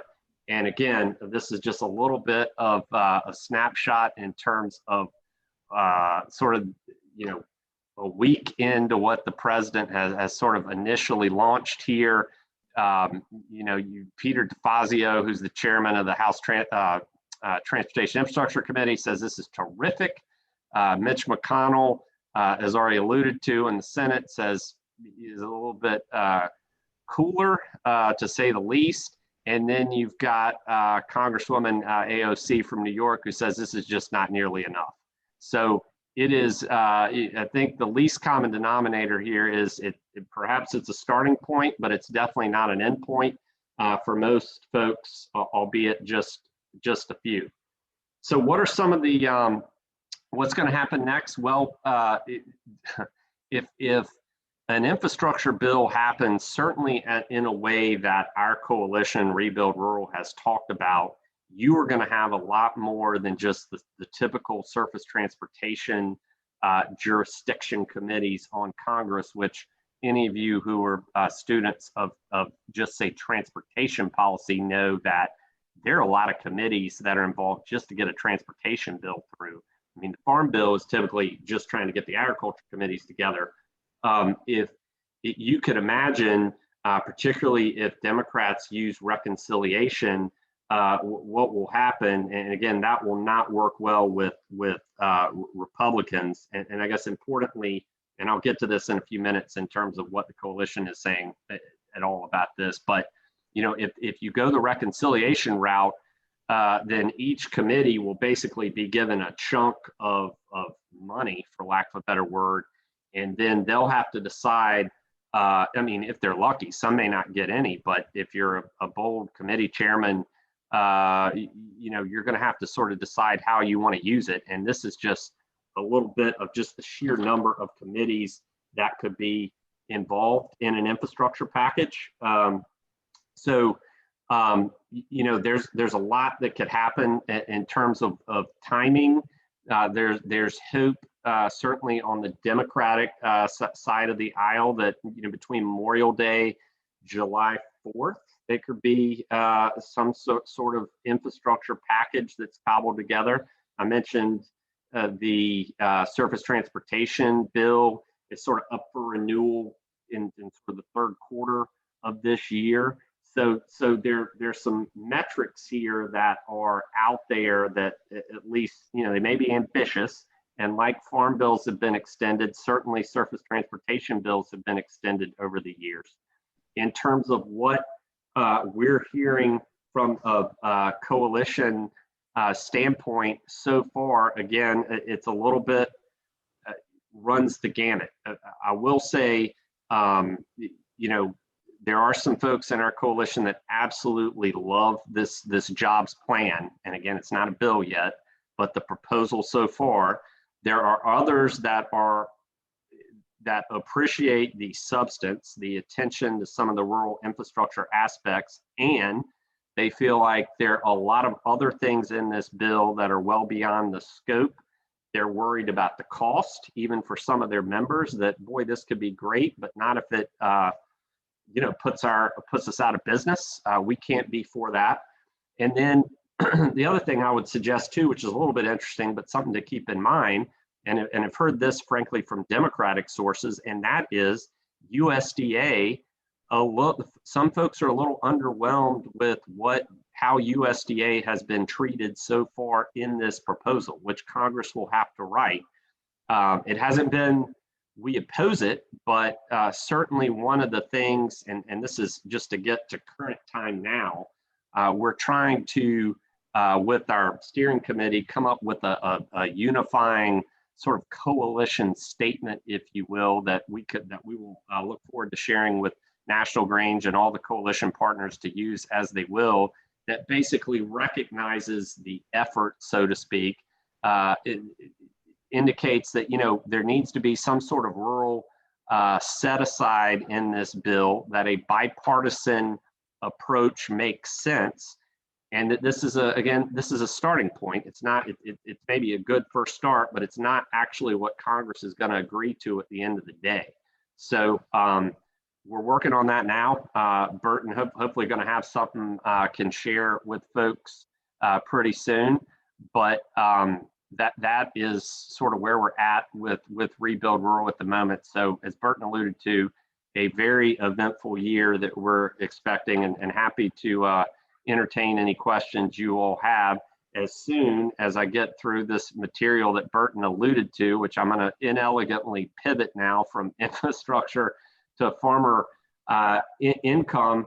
And I guess what just a few comments on that. Don't want to spend a lot of time on that because I'm almost out of sort of the time that I was planning to spend on an initial thoughts. But as you can see, this is farmers' cash net income in recent years, and we're expecting it at Farm Credit that both the cash and the net income are expected to be up this year. In terms of, and this next slide looks very familiar to the one that I just showed, but we added in the government payments just to show you that, again, like it or not, those have become an important part of farmers' income, certainly from a net cash income perspective. And so, and we don't expect those to continue certainly at the same rate that we saw in recent years going forward. Now, we do think that commodity prices are up, and some of you can probably speak to that pretty well back home. So we feel like that will help make up some of the difference here in terms of if government payments are dialed back. Now, if you're in dairy right now, you're probably like, maybe not so much. So, it's not a perfect sort of example here, but broadly speaking, certainly the fact that commodity prices are up are helpful. And just a couple more slides here before stop, and happy to answer any questions that I can. A chart here on in terms of leverage that you're seeing right now. Farmers continue to try to rebuild their balance sheets after some really tough years. And so, while we're seeing improvement, there's definitely some concern, and certainly, high debt levels, working capital, they tend to lag behind farm income. And so, in terms of what Farm Credit is going to be doing, and this slide here, just shows sort of debt to assets, holding steady, but certainly sort of a general downtrend. It's certainly at Farm Credit, we're going to be continuing to work with our customers as best we can to try to help folks, particularly with lower interest rates that we've all certainly have benefited from. Farmers have certainly been able to refinance where they can. Certainly there's some opportunity there to reposition your balance sheet. So we'll continue to work with our customers there. But there are also some things out there, the proverbial black swan events. If you're just sort of wanting to walk the floors at night and be worried about some things, there's no shortage of those. Certainly trade with China is a big factor, depending on some of those things, obviously beyond the scope of just agriculture. Obviously they're huge buyers, but there can be just in terms of U.S.-China relations that could be impacted. Certainly the weather this planting season, the growing season in the U.S. As we're just getting ramped up now in most of the country right now. And then just how are our international competitors faring in agriculture? So, any number of things, supply chain issues, which we saw with the Suez Canal the past couple of weeks. I mean, things can happen really quickly, and in COVID times in particular, we've certainly in agriculture had our fair share of supply chain issues. So with that, oh, I'm sorry, I had one more slide here in terms of working capital.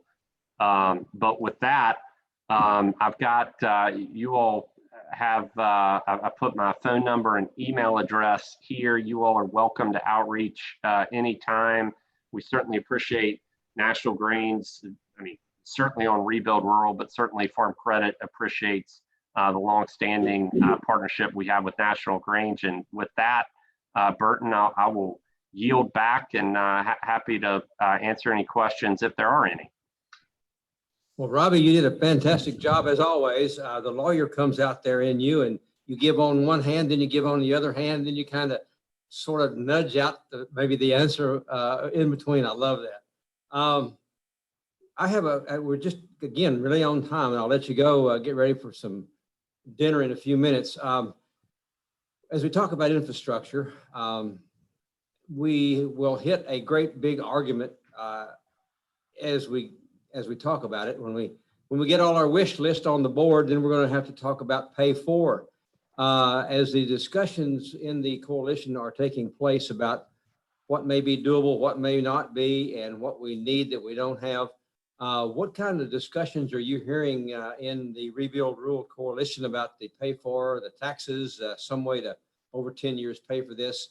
And, you know, and like you say, it's just a proposal. Nothing is in concrete, but whatever comes out, we're going to have to pay for. And so what are you hearing about the pay for? Well, this is really hard, Burton. And as you know, as a longtime student of Washington, I mean, this has been the challenge with infrastructure all along. Everyone loves it. They're for it. This is great. This is a huge bipartisan opportunity until it actually gets time to put pen to paper. And it's like, all right, how are we going to pay for it? What the coalition has said is, I mean, frankly, our position has been, it's not just 100% government issue. It's not 100% private sector issue. It requires all stakeholders to come together. In terms of, so a couple pieces on this quickly. In terms of the overall pay for, we just have not, just because of our diverse stakeholder group, there's no way we're going to get an agreement with 260 groups on exactly how you pay for infrastructure.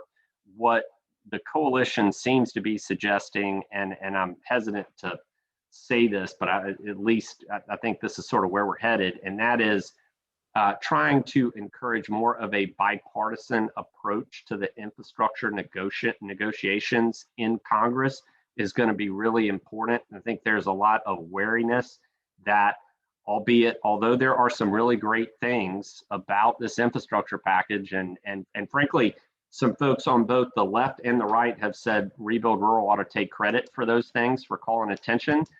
There's also a lot of concern that the Democrats, and again, you'd say this if Republicans controlled every branch of power, right? To get something done, they're going to just push this thing through. And if they have to use reconciliation, they're going to do it. So what we're hopeful to suggest to partners, and in terms of how the coalition wants to talk about it, is a bipartisan approach. And that would be sort of the code for the pay for.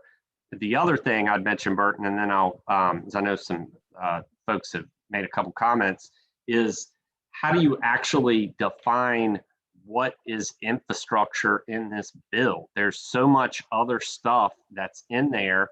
We tried to, just to give you a little bit looking under the tank, we were going to try to suggest, hey, this bill ought to have a 25% set aside for rural. And we thought, at least, and again, the Farm Credit Council, just as a starting point, and we had some negotiations with folks, and some folks were like, well, that's actually way too low. When you think about how much rural there is in this country, it should be at least 25%. But again, when you start talking with some of the housing groups versus some of the broadband groups versus some of the surface transportation groups, it became clear that not only is there the issue of 25% of what? Is it 25% of just the infrastructure package, or is it 25% of the larger bill? But on top of that is 25%. You know, we just didn't feel like a percentage was the right place we could go. So what we appear to be heading towards is just suggesting that there needs to be a rural set aside in the package. So it's a little bit a duck. I don't mean it to be a duck, but a little more color on some of the complicating factors around some of the pay for issues, Burton. All right, we're going to hold you for one more question if we can from a participant. Hi, Robbie, how are you today? Can you hear me? Hey. Okay. We know that there's a lot of stuff going on in Washington right now, especially because of COVID, that has drawn attention to rural. As far as what's going on, though, on the Senate and the House side, parliamentarians have ruled that 51 vote bills can go forward versus 60 vote bills. While this is kind of the inside the beltway stuff that some people kind of glaze over, one of our members who worked at the U.S. House Appropriations Committee in the 80s wanted to know if this is going to be a help to the process or a hindrance to get some of the rural infrastructure stuff forward. You mean in terms of using reconciliation? Yes, Yeah. correct. Yeah, that's a well put question. I think it's a little bit of the proverbial where you sit is where you stand on this one. It's again from a coalition perspective, and again us trying to do our best to represent everyone in the coalition. I think it's a mixed bag at best. I think there are some folks out there that would say, look, we've been waiting forever on infrastructure, whatever it takes. This may be the best shot to get something done. But there's also a very strong perspective out there from folks that you all know very well that this is great, but we cannot have our own members, frankly, having a huge tax bill go up, particularly after all the money that, our kids and grandchildren are going to have to set aside to pay for all the things that we've had to do in COVID time. So it's a little bit too early to tell. I know Senator Schumer has made some suggestions that, and to your point, Amanda, that this has got to be a tool in the toolkit because the Republicans are just not going to want to cooperate. But we want to do our part to try to encourage as much bipartisanship with this effort as possible. Robbie, this has been fantastic, and we owe you one, and we really, really appreciate it. Thank you. Not at all. Thank you all for having me, and Godspeed to everyone out there. Stay safe. And for the Grange members, before we close, Pete Pomper, our community service director, and Rutta Washington, our sales and benefits director, have a presentation they'd like to make before we wrap up.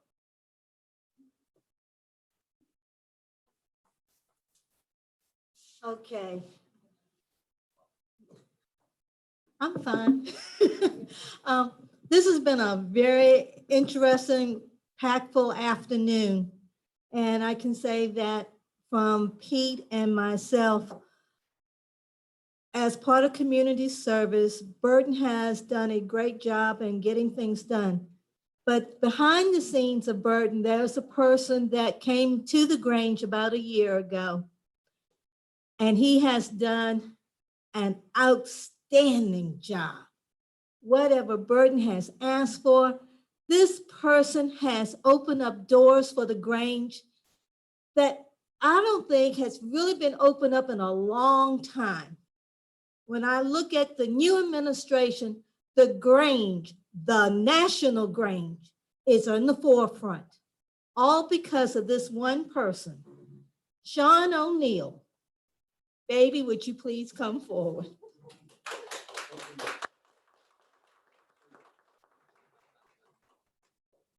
Sean has done an outstanding job, and I know that day is going to come when he's going to leave us. But right now, we appreciate everything that he has done. And I think you could breathe a sigh of relief after you got Will today. But we want to give you the National Grange Community Service Directors Award pin. You are a Grange member. You will always be a Grange member to us in our heart. So here you go. Congratulations. Thank you so much. Good work for all of you. One of these days when Sean sits on the U.S. District Court bench somewhere, we're going to go see him. Now, we are proud of our interns. You've met them all. And we are blessed with one fantastic set of interns here for this spring semester. Sean's been with us for a little more than that. He's looking forward to graduating in just a few weeks. And we wish him well. We're not going to let him go until law school, maybe, but we'll see. Thank you so much, Grange members and issue partners and guests. I think we've learned something this time that we probably will carry forward, that so many Grange members who can't fly in physically are appreciating the ability to fly in virtually. So stay tuned. We're probably going to do more and more Grange programming with a two-pronged approach on attendance and virtual. Thank you so much for those attending. Thank you so much for our speakers. Thank you for staff. You can't see all the folks here with computers and boards and stuff making all this work. Thank you so much. We appreciate it. And we're looking forward to having you in Washington physically at some point soon. And I'm going to turn it back to Betsy, your National Grange president.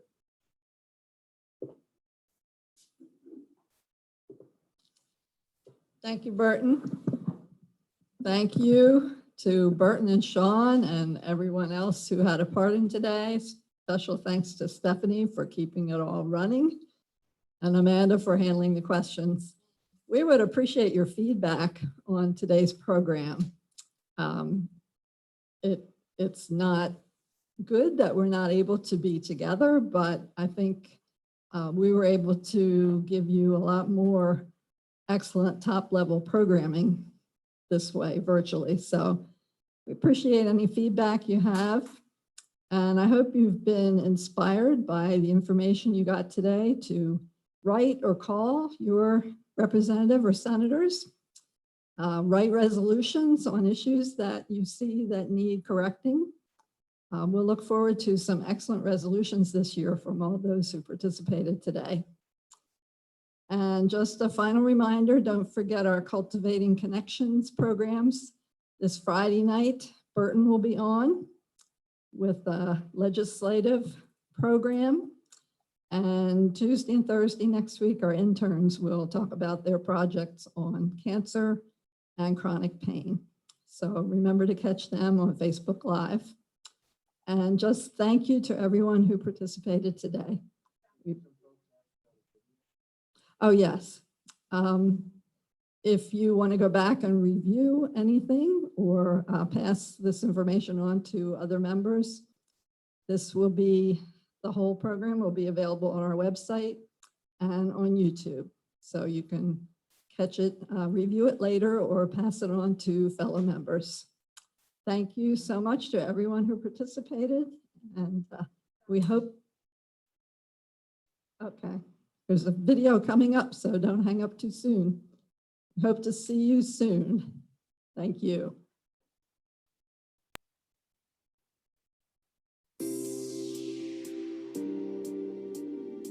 Since our beginning in 1867, the Grange has opened our doors to children, youth, and adults with the mission to help develop and train individuals of good character to become leaders within their own communities, the nation, and even the world.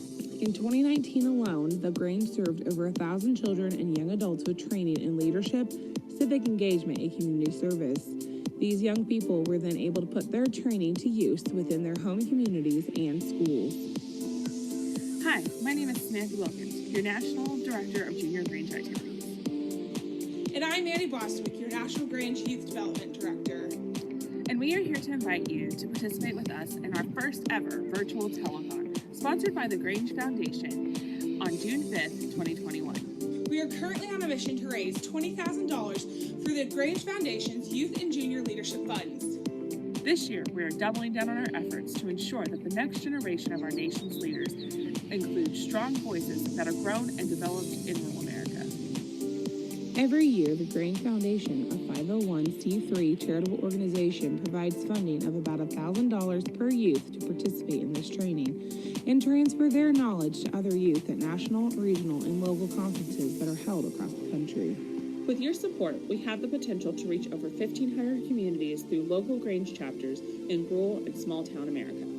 This will give us the ability to increase programming, contests, and skill-building opportunities for our youth ages 5 to 35. Rural communities produce some of the most hardworking and talented individuals, but too many have not been afforded the opportunity for leadership training. This type of training can help develop these individuals to their highest potential. It is the goal of the Grange Foundation, along with the National Youth and Junior Grange Directors, to continue and improve training for the current and future generations that will come through these programs. Through personal experience, I can attest to the leadership skills that I have developed by attending local and regional conferences, as well as national conventions. If it wasn't for the individuals who supported me through their contributions and through the training I received, I wouldn't be where I am today. Through the Grange, my experiences and training were life-changing and laid the foundation for my future. We are looking to you for the support we need to continue our educational efforts and provide seed money for even more opportunities that we can provide to rural young people. Sponsors can choose from several levels of support and will be recognized during our virtual telethon, on our website and social media platforms, along with our weekly newsletter and quarterly magazine. Both personal and corporate donations in any amount are welcome. Personal donors who give $75 or more between now and the telethon will receive a telethon t-shirt. We hope you will plan on supporting these important funds and join us on June 5th for the live event. To learn more about the programs of the Grange Foundation and youth leadership opportunities, please visit www.grangefoundation.org/telethon. Thank you for your support. Thank you for your help in securing the future of this great organization.